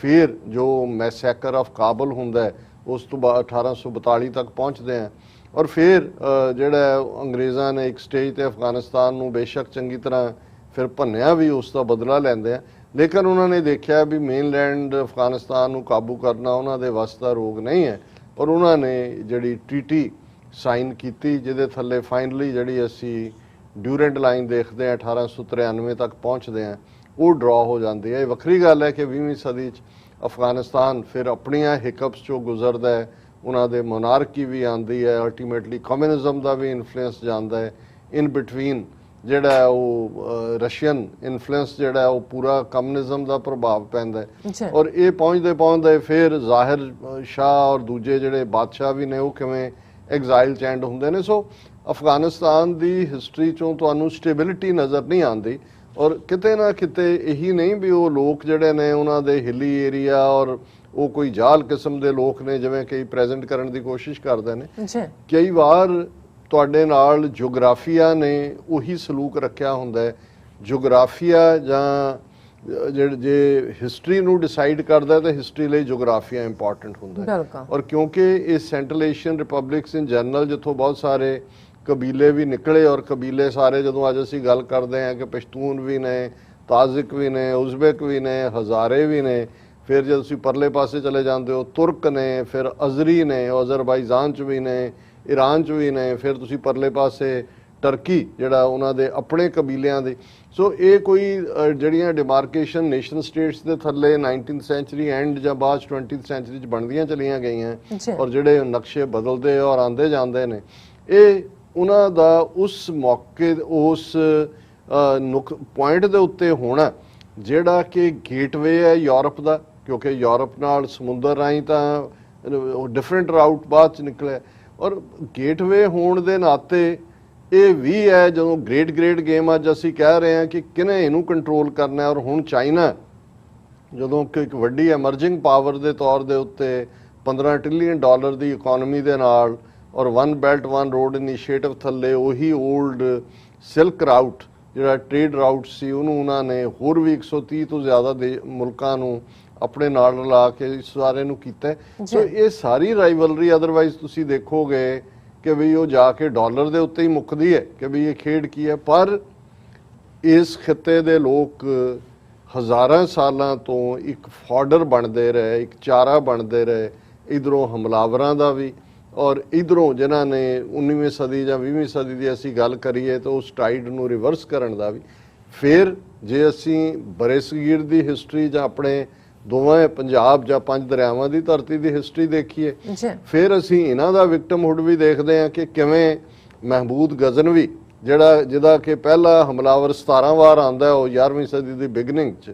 ਉਹਦੇ ਨਾਲ ਫਿਰ ਇਹ ਵੀ ਹੋ ਗਿਆ ਕਿ ਜਿਹੜੇ ਉੱਥੋਂ ਨਿਕਲੇ ਜਿਹੜੇ ਕਬੀਲੇ, ਜਿਹੜੇ ਆਜੜੀ, ਜਿਹੜੇ ਸਧਾਰਨ ਜਿਹੜੇ ਨੇ ਸ਼ੈਫਰਡ ਔਰ ਦੂਸਰੇ ਲੋਕ, ਉਹ ਪੂਰਾ ਆਪਣਾ ਸਰਦੀਆਂ ਉੱਥੇ ਹੋਣੀਆਂ, ਉਹਨਾਂ ਨੇ ਇੱਧਰ ਨੂੰ ਤੁਰ ਪੈਣਾ ਔਰ ਵਾਪਸ ਲੁੱਟ ਕੇ ਫਿਰ ਚਲੇ ਜਾਣਾ ਇੱਧਰ। ਸੋ ਮਹਿਮੂਦ ਗਜ਼ਨਵੀ ਦੇ 17 ਹਮਲੇ ਔਰ ਫਿਰ ਅਸੀਂ ਦੇਖਦੇ ਹਾਂ ਕਿ ਕਿਵੇਂ ਪਰਮਾਨੈਂਟ ਮੁਹੰਮਦ ਗੌਰੀ ਜਦੋਂ ਪ੍ਰਿਥਵੀ ਰਾਜ ਚੌਹਾਨ ਨੂੰ ਡਿਫੀਟ ਕਰਦੇ ਨੇ, ਫਿਰ 3-4 ਸਦੀਆਂ ਉਹਨਾਂ ਤੋਂ ਗੌਰੀ ਤੋਂ ਸ਼ੁਰੂ ਕਰਕੇ ਇਬਰਾਹਿਮ ਲੋਦੀ ਤੱਕ, ਜਿਹੜਾ ਜਿਸ ਨੂੰ 1526 ਦੇ ਵਿੱਚ ਬਾਬਰ ਸ਼ਿਕਸਤ ਦਿੰਦਾ ਪਾਣੀਪਤ ਦੀ ਲੜਾਈ 'ਚ। ਔਰ ਫਿਰ ਉਹੀ ਮੁਗਲ ਜਿਹੜੇ ਅਗੇਨ ਹੁਣ ਬਾਬਰ ਉਜ਼ਬੈਕ ਸੀ ਔਰ ਇਹ ਵੀ ਉਹੀ ਕਬੀਲਿਆਂ ਦਾ ਫਿਰ ਮੁਗਲਾਂ ਦਾ ਰਾਜ ਖਿੱਤੇ 'ਚ ਸ਼ੁਰੂ ਹੋ ਜਾਂਦਾ ਹੈ। 1526 ਤੋਂ ਲੈ ਕੇ ਤੁਸੀਂ ਜੇ ਟੁੱਟਾ ਭੱਜਾ 1857 ਤੱਕ ਬਹਾਦਰ ਸ਼ਾਹ ਜ਼ਫਰ ਤੱਕ ਦੇ ਪੀਰੀਅਡ ਤੁਸੀਂ ਦੇਖ ਸਕਦੇ ਹੋ। ਸੋ ਕਿਸੇ ਨੁਕਤੇ ਤੋਂ ਵੀ ਦੇਖੋ, ਜੁਗਰਾਫੀਏ ਦੇ ਨੁਕਤੇ ਤੋਂ ਵੀ ਔਰ ਉਸ ਖਿੱਤੇ ਦੇ ਵਿੱਚ ਹਿਸਟਰੀ ਦੇ ਨੁਕਤੇ ਤੋਂ ਵੀ, ਸੋ ਇਹ ਖਿੱਤਾ ਹਮੇਸ਼ਾ ਹੀ ਅਹਿਮੀਅਤ ਵਾਲਾ ਰਿਹਾ ਹੈ। ਔਰ ਕਰੰਟ ਹਿਸਟਰੀ ਤਾਂ ਅਸੀਂ ਅਕਸਰ ਬਿਆਨ ਕਰਦੇ ਹੀ ਹਾਂ ਕਿ ਕਿਵੇਂ ਇਸੇ ਹੀ ਥਾਂ ਦੇ ਉੱਤੇ ਸੋਵੀਅਤ ਯੂਨੀਅਨ ਔਰ ਇਸੇ ਲਈ ਅਫਗਾਨਿਸਤਾਨ ਦੇ ਇਸ ਖਿੱਤੇ ਨੂੰ ਗ੍ਰੇਵਯਾਰਡ ਆਫ ਐਮਪਾਇਰਸ ਕਿਹਾ ਜਾਂਦਾ ਹੈ ਕਿ ਕਬਰਸਤਾਨ ਹੈ ਇਹ ਸਲਤਨਤਾਂ ਦਾ, ਜਿਨ੍ਹਾਂ ਨੂੰ ਸਾਮਰਾਜ ਅਸੀਂ ਪੰਜਾਬੀ 'ਚ ਕਹਿੰਦੇ ਹਾਂ ਕਿ ਵੀ ਸਲਤਨਤਾਂ ਦਾ ਕਬਰਸਤਾਨ। ਔਰ ਬ੍ਰਿਟਿਸ਼ ਸਾਮਰਾਜ ਵੀ ਅਲਟੀਮੇਟਲੀ ਜੇ ਡਿਊਰੈਂਟ ਲਾਈਨ ਬਣਦੀ ਹੈ ਜਾਂ ਲੇਟਰ ਔਨ ਕਦੇ ਵੀ ਉਹ ਟੋਟਲ ਅਫਗਾਨਿਸਤਾਨ ਦੇ ਉੱਤੇ ਕਾਬੂ ਨਹੀਂ ਕਰ ਸਕੇ ਤੇ ਉਹਨਾਂ ਦਾ ਗ੍ਰੇਵਯਾਰਡ ਬਣਿਆ। ਜੇ ਅਸੀਂ ਮਹਾਰਾਜਾ ਰਣਜੀਤ ਸਿੰਘ ਦੇ ਹਵਾਲੇ ਨਾਲ ਗੱਲ ਕਰਦੇ ਹਾਂ, ਇਹਦੇ 'ਚ ਕੋਈ ਸ਼ੱਕ ਨਹੀਂ ਹੈ ਕਿ ਉਹ ਨੇਟਿਵ ਦੇ ਵਿੱਚੋਂ 800 ਸਾਲ 'ਚ ਪਹਿਲਾ ਬਾਦਸ਼ਾਹ ਸੀ ਜਿਹਨੇ ਇੰਡਸ ਦਰਿਆ ਕ੍ਰਾਸ ਕੀਤਾ, ਦਰਿਆਏ ਸਿੰਧ ਔਰ ਦਰਾ ਖੈਬਰ ਤੱਕ ਪਹੁੰਚ ਕਰਕੇ ਜਿਹੜਾ ਪਸ਼ਾਵਰ ਜਿਸ ਨੂੰ ਸਬ ਕੈਪੀਟਲ ਕਿਹਾ ਜਾਂਦਾ ਸੀ ਕਾਬਲ ਤੋਂ ਬਾਅਦ ਅਫਗਾਨਿਸਤਾਨ, ਉਹ ਹਿੱਸੇ ਨੂੰ ਜਿਹੜਾ ਆਪਣੇ ਰਾਜ ਦਾ ਹਿੱਸਾ ਬਣਾਇਆ ਪਸ਼ਾਵਰ ਪ੍ਰੋਵਿੰਸ। ਔਰ ਜਿੰਨੇ ਵੀ ਇਹ ਏਜੰਸੀ ਏਰੀਆ ਜਿਹੜਾ ਖੈਬਰ ਪਖਤੂਨਖਵਾ ਸੂਬਾ ਹੈ, ਇਹ ਜ਼ਾਹਰ ਹੈ ਲਾਹੌਰ ਦਰਬਾਰ ਦਾ ਹਿੱਸਾ ਰਿਹਾ, ਲੇਕਿਨ ਇਹ ਵੀ 20-25 ਸਾਲ ਦਾ ਪੀਰੀਅਡ ਹੀ ਅਸੀਂ ਦੇਖਦੇ। ਔਰ 1849 ਤੱਕ ਪਹੁੰਚਦੇ ਹਾਂ ਬ੍ਰਿਟਿਸ਼ ਸਾਮਰਾਜ ਉੱਥੇ ਆ ਜਾਂਦਾ ਹੈ ਔਰ ਉਹ ਉਹਨੂੰ ਨਾਰਥ ਵੈਸਟ ਫਰੰਟੀਅਰ ਪ੍ਰੋਵਿੰਸ ਸੂਬਾ ਬਣਾਉਂਦਾ ਹੈ। ਔਰ ਅਸੀਂ ਬਾਕੀ ਗੱਲ ਕੀਤੀ ਹੈ ਕਿ ਅਲਟੀਮੇਟਲੀ ਬ੍ਰਿਟਿਸ਼ਰਸ ਨੇ ਵੀ ਇਹ ਦੇਖ ਲਿਆ ਸੀ ਵੀ ਇਹਨਾਂ ਨੂੰ ਤੁਸੀਂ ਕੰਟਰੋਲ ਨਹੀਂ ਕਰ ਸਕਦੇ ਔਰ ਇਸ ਲਈ ਬ੍ਰਿਟਿਸ਼ ਸਾਮਰਾਜ ਤੋਂ 20ਵੀਂ ਸਦੀ ਤੱਕ ਪਹੁੰਚਦੇ ਹਾਂ। 20ਵੀਂ ਸਦੀ ਦੇ ਦੂਸਰੇ ਅੱਧ 'ਚ 1999 'ਚ ਸੋਵੀਅਤ ਯੂਨੀਅਨ ਦੀ ਗ੍ਰੇਵਯਾਰਡ ਬਣ ਜਾਂਦਾ ਹੈ। ਅਮਰੀਕਾ 21ਵੀਂ ਸਦੀ 'ਚ ਉੱਥੇ ਜਾਂਦਾ ਹੈ 9/11 ਤੋਂ ਬਾਅਦ। 20 ਸਾਲ ਉੱਥੇ ਫੌਜ 3 ਟ੍ਰਿਲੀਅਨ 2 ਤੋਂ 3 ਟ੍ਰਿਲੀਅਨ ਦਾ ਖਰਚਾ, 3 ਲੱਖ ਫੌਜ ਅਫਗਾਨਾਂ ਦੀ ਟ੍ਰੇਨਡ ਕਰਕੇ ਬਿਠਾ ਕੇ। ਲੇਕਿਨ ਅਲਟੀਮੇਟਲੀ ਜਦੋਂ ਬਾਈਡਨ ਇਹ ਕਹਿੰਦਾ ਹੈ ਕਿ ਬਈ ਇਹ ਅਸੀਂ ਆਪਣੀ ਅਗਲੀ ਜਨਰੇਸ਼ਨ ਨੂੰ ਉੱਥੇ ਨਹੀਂ ਤੋਰਨਾ ਹੈ ਔਰ ਇਹ ਹੁਣ ਅਫਗਾਨ ਫੌਜ ਦੇਖੇ ਕਿ ਉਹਨਾਂ ਨੇ ਕੀ ਕਰਨਾ ਹੈ ਔਰ ਅਸੀਂ ਕੋਈ ਗਲਤ ਫੈਸਲਾ ਨਹੀਂ ਲਿਆ। ਸੋ ਇਹ ਬੇਸ਼ੱਕ ਅਮਰੀਕਾ ਦਾ ਇਹ ਤਾਂ ਨਹੀਂ ਹੈ ਕਿ ਉਹਨਾਂ ਦਾ ਕਬਰਸਤਾਨ ਬਣਿਆ, ਪਰ ਜਿਹੜਾ ਸੁਪਰ ਪਾਵਰ ਸਟੇਟਸ 1990 ਤੋਂ ਬਾਅਦ ਸੋਵੀਅਤ ਯੂਨੀਅਨ ਦੇ ਕਲੈਪਸ ਤੋਂ ਬਾਅਦ ਅਮਰੀਕਾ ਨੂੰ ਮਿਲਿਆ ਸੀ, ਉਹ ਜ਼ਾਹਰ ਹੈ ਕਿ ਇਹਨਾਂ 20 ਸਾਲਾਂ ਨੇ ਅੱਜ ਅਮਰੀਕਾ ਦਾ ਜਿਹੜਾ ਉਹ ਲੈਵਲ ਹੈ ਉਹ ਇੱਥੇ ਲਿਆ ਕੇ ਖੜਾ ਕੀਤਾ ਕਿ ਹਰ ਕੋਈ ਉਹ ਕਹਿ ਰਿਹਾ ਕਿ ਜੀ ਭੱਜ ਗਏ, ਦੌੜ ਗਏ। ਹਾਲਾਂਕਿ ਉਹ ਗ੍ਰੇਟ ਗੇਮ ਦੇ ਵਿੱਚ ਉਹਨਾਂ ਨੇ ਅੱਗੋਂ ਕੀ ਕਰਨਾ ਹੈ ਨਾ ਕਿ ਉਹ ਕਈ ਕੁਛ ਹੀ ਇਸ ਦੇ ਪਿੱਛੇ ਲੁਕਿਆ ਹੋਇਆ। ਲੇਕਿਨ ਗਰਾਊਂਡ ਦੇ ਉੱਤੇ ਗੱਲ ਕਰੀਏ ਕਿ ਕੱਲ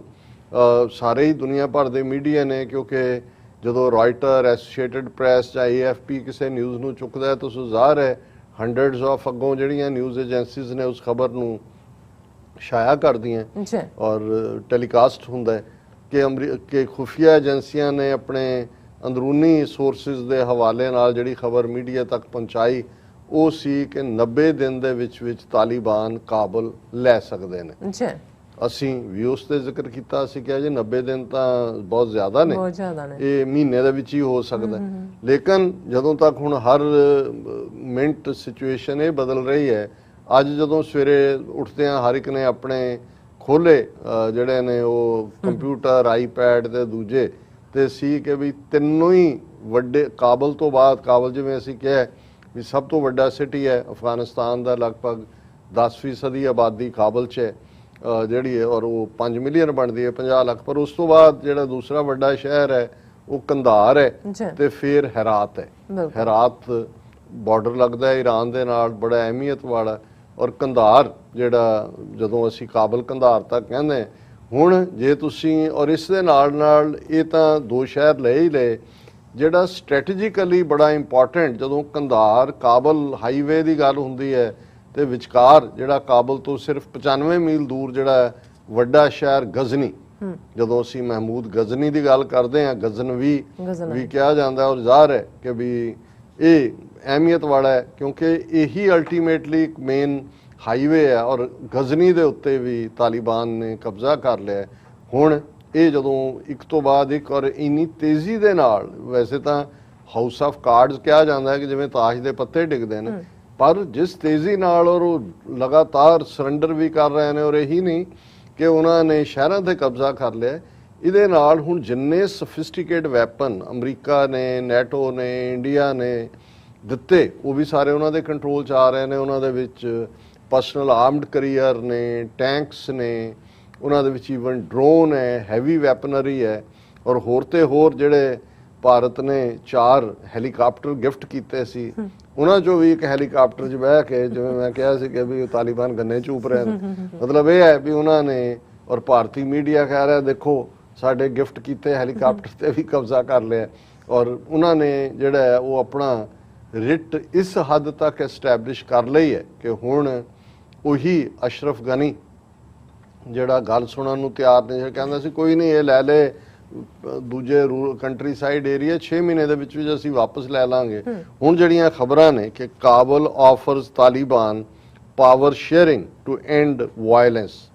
ਹੁਣ ਦੋਹਾ ਦੇ ਵਿੱਚ ਜਿਹੜਾ ਇਹਨਾਂ ਦਾ ਦਫ਼ਤਰ ਹੈ ਤਾਲਿਬਾਨ ਦਾ ਖੋਲਿਆ ਹੋਇਆ, ਉਹਦੇ 'ਚ ਉਹਨਾਂ ਨੇ ਪਹੁੰਚ ਕੀਤੀ ਹੈ ਕਿ ਜੀ ਅਸੀਂ, ਉਹਨਾਂ ਨੇ ਉਹਦੇ ਲਈ ਟਰਮ ਯੂਜ਼ ਕੀਤੀ ਹੈ ਕਿ let we have a government of piece,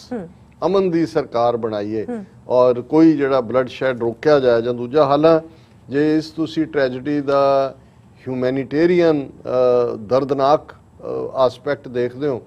ਤੇ ਇਸ ਵੇਲੇ 4 ਲੱਖ ਤੋਂ ਜ਼ਿਆਦਾ ਲੋਕ ਬੇਘਰ ਉਸ ਰਿਫਿਊਜੀ ਹਾਲਤ 'ਚ ਨੇ, ਔਰ ਕੱਲੇ ਕਾਬਲ ਦੇ ਵਿੱਚ 75,000 ਦੇ ਕਰੀਬ ਬੱਚੇ ਜਿਨ੍ਹਾਂ ਦੇ ਕੋਲ ਕੋਈ ਸਾਧਨ ਨਹੀਂ ਹੈ ਉਹ ਬੈਠੇ ਨੇ ਬਾਹਰ, ਔਰ ਉਹਦੇ 'ਚ ਆ ਰਿਹਾ ਕਿ ਵੀ ਕਿਉਂਕਿ ਇਹ ਹੁਣ ਸਾਰਾ ਹੀ ਪਾਸਾ ਨਾਰਥ ਵੀ ਔਰ ਵੈਸਟਰਨ ਅਫਗਾਨਿਸਤਾਨ ਵੀ ਇਹ ਸਾਰਾ ਉਹਨਾਂ ਦੇ ਤਾਲਿਬਾਨ ਦੇ ਹੱਥ ਚਲਾ ਗਿਆ, ਔਰ ਇਹ ਸਾਰੇ ਦਾ ਨਤੀਜਾ ਹੈ ਜਦੋਂ ਤੁਸੀਂ ਇਹਨਾਂ ਦੇ ਹਿਊਮੈਨੀਟੇਰੀਅਨ ਕ੍ਰਾਈਸਿਸ ਦਾ ਦੇਖਦੇ ਹੋ ਕਿ ਜਿਵੇਂ ਮੈਂ ਕਿਹਾ ਕਿ ਹੁਣ ਇਸ ਵੇਲੇ ਮੇਜਰ ਲਸ਼ਕਰਗੜ੍ਹ ਵੀ, ਕੰਧਾਰ ਵੀ, ਔਰ ਇਹਦੇ 'ਚ ਇਕੱਲਾ ਇਹੀ ਨਹੀਂ, ਕੰਧਾਰ ਔਰ ਲਸ਼ਕਰਗੜ੍ਹ ਦੇ ਵਿੱਚ ਵੱਡੀਆਂ ਜੇਲ੍ਹਾਂ ਨੇ ਬਣਾਈਆਂ ਹੋਈਆਂ ਅਫਗਾਨਿਸਤਾਨ, ਜਿਹਦੇ 'ਚ ਹਜ਼ਾਰਾਂ ਦੀ ਗਿਣਤੀ 'ਚ ਜਿਹੜੇ ਸਰਕਾਰ ਵਿਰੋਧੀ ਸੀ ਉਹ ਕੈਦੀ ਕੀਤੇ ਹੋਏ ਨੇ। ਉਹਨਾਂ ਨੇ ਸਾਰੀਆਂ ਜੇਲ੍ਹਾਂ ਦੇ ਦਰਵਾਜ਼ੇ ਖੋਲ ਦਿੱਤੇ, ਔਰ ਉਹ ਹਜ਼ਾਰਾਂ ਦੀ ਗਿਣਤੀ ਜਿਹੜੇ ਪ੍ਰਿਜ਼ਨਰ ਨੇ ਜਿਹੜੇ ਕਿ ਆਲਰੇਡੀ ਉਹਨਾਂ ਦੇ ਸਿੰਪੈਥਾਈਜ਼ਰ ਸੀ ਤਾਲਿਬਾਨ ਦੇ ਜਾਂ ਪਸ਼ਤੂਨ ਨੇ, ਉਹ ਵੀ ਇਹਨਾਂ ਦੀ ਫੌਜ ਨੂੰ ਜੁਆਇਨ ਕਰ, ਉਹਨਾਂ ਤੋਂ ਲਿਬਰੇਟਰ ਬਣ ਗਏ ਉਹਨਾਂ ਦੇ ਲਈ ਜਿਹੜਾ ਤੁਹਾਡੀ ਬੰਦ ਖਲਾਸੀ ਕਰਾਏ, ਔਰ ਆਲਰੇਡੀ ਜੇ ਉਹ ਜੇਲ੍ਹ 'ਚ ਸੀ ਤੇ ਉਹ ਤਾਂ ਸਰਕਾਰ ਦੇ ਵਿਰੋਧੀ ਸੀ। ਸੋ ਇਹ ਵੀ ਇੱਕ ਵਰਤਾਰਾ ਜਿਹੜਾ ਉਹਨਾਂ ਦੇ ਨੰਬਰਸ ਦੇ ਵਿੱਚ ਇੰਨੀ ਤੇਜ਼ੀ ਦੇ ਨਾਲ ਵਾਧਾ ਹੋ ਰਿਹਾ, ਔਰ ਇਸ 'ਚ ਜਿਵੇਂ ਬੱਚਿਆਂ ਦੇ ਹਵਾਲੇ ਨਾਲ ਮੈਂ ਇਹ ਦੇਖਿਆ, ਜਿਵੇਂ ਇੱਕ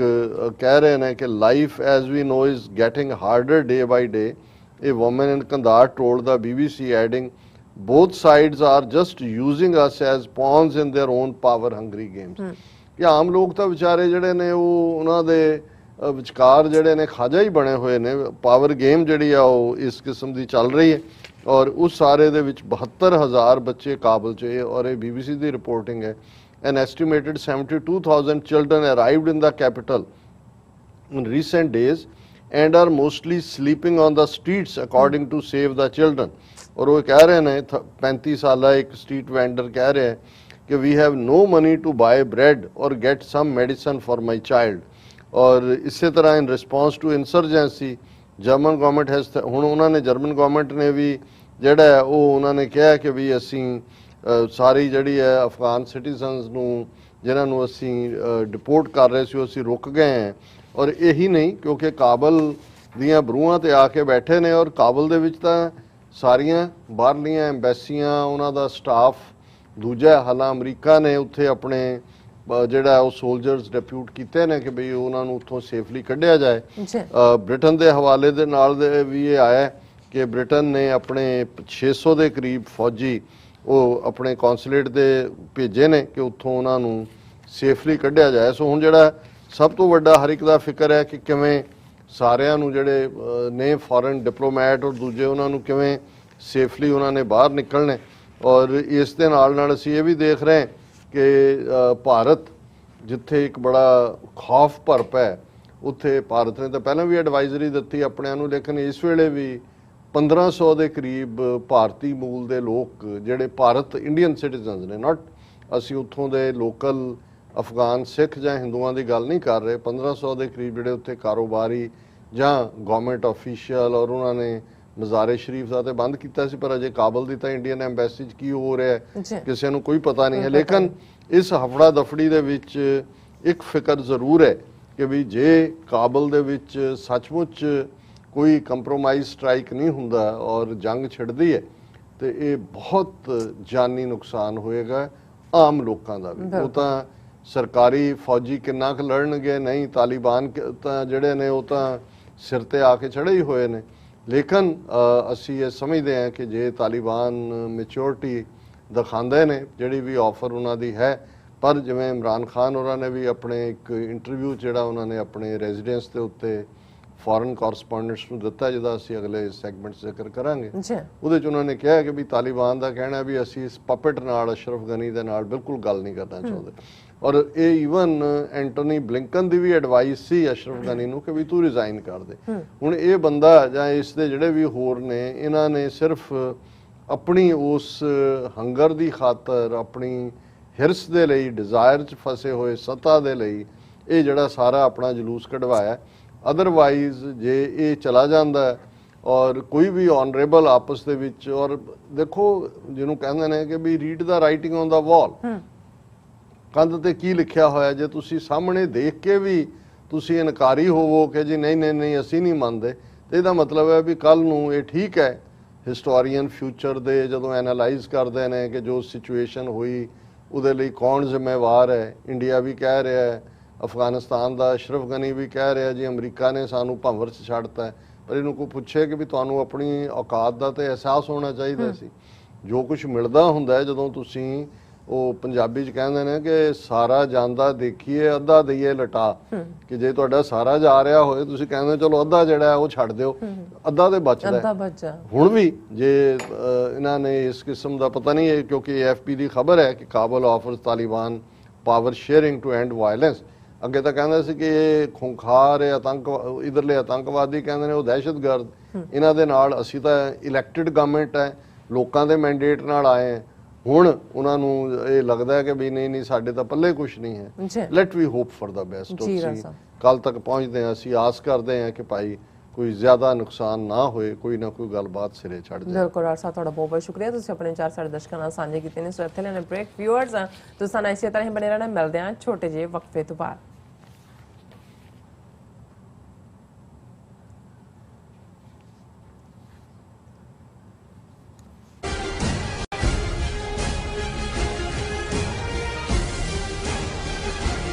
ਅਗਸਤ ਸਿੱਖਾਂ ਲਈ ਕਾਲਾ ਦਿਨ। ਅਮਰੀਕਾ ਦੇ 5 ਸ਼ਹਿਰਾਂ ਵਿੱਚ 15 ਅਗਸਤ ਦਾ ਦਿਨ ਬਲੈਕ ਡੇ ਵਜੋਂ ਮਨਾਉਂਦਿਆਂ ਇੰਡੀਅਨ ਕੌਂਸੂਲੇਟਸ ਦੇ ਸਾਹਮਣੇ ਸਿੱਖ ਜਥੇਬੰਦੀਆਂ ਵੱਲੋਂ ਰੋਸ ਵਿਖਾਵੇ ਕੀਤੇ ਜਾ ਰਹੇ ਹਨ। ਰਾਜਧਾਨੀ Washington DC, New York, San Francisco, Houston, Chicago ਸਥਿਤ ਇੰਡੀਅਨ ਕੌਂਸੂਲੇਟਸ ਦੇ ਸਾਹਮਣੇ 15 ਅਗਸਤ 2021 ਦਿਨ ਐਤਵਾਰ ਨੂੰ ਸਵੇਰੇ 11 ਵਜੇ ਵੱਡੀ ਗਿਣਤੀ ਵਿੱਚ ਪਹੁੰਚੋ। ਪੰਜਾਬ ਦੇ ਮਸਲਿਆਂ ਦਾ ਹੱਲ ਆਜ਼ਾਦੀ ਤੋਂ ਬਿਨਾਂ ਨਹੀਂ ਹੋਣਾ। ਵਧੇਰੇ ਜਾਣਕਾਰੀ ਲਈ ਤੁਸੀਂ ਹੇਠ ਦਿੱਤੇ ਨੰਬਰਾਂ ਤੇ ਸੰਪਰਕ ਕਰ ਸਕਦੇ ਹੋ।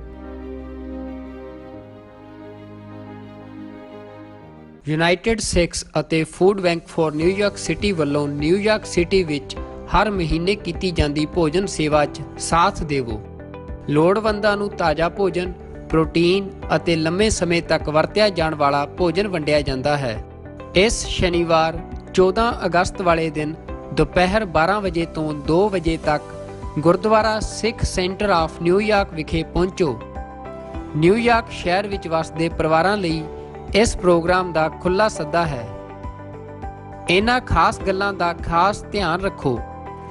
ਗਰਮ ਕੱਪੜੇ ਅਤੇ ਮਾਸਕ ਪਾਓ। ਆਪਣਾ ਕਾਰਟ ਅਤੇ ਫਾਲਤੂ ਬੈਗ ਨਾਲ ਲੈ ਕੇ ਆਓ। ਇੱਕ ਦੂਜੇ ਤੋਂ 6 ਫੁੱਟ ਦੀ ਦੂਰੀ ਬਣਾਈ ਰੱਖੋ। ਇਸ ਸੇਵਾ ਵਿੱਚ ਸਹਿਯੋਗ ਦੇਣ ਲਈ ਯੂਨਾਈਟਿਡ ਸਿੱਖਸ ਨਾਲ ਇਸ ਨੰਬਰ ਤੇ ਸੰਪਰਕ ਕਰੋ 646 688 3525।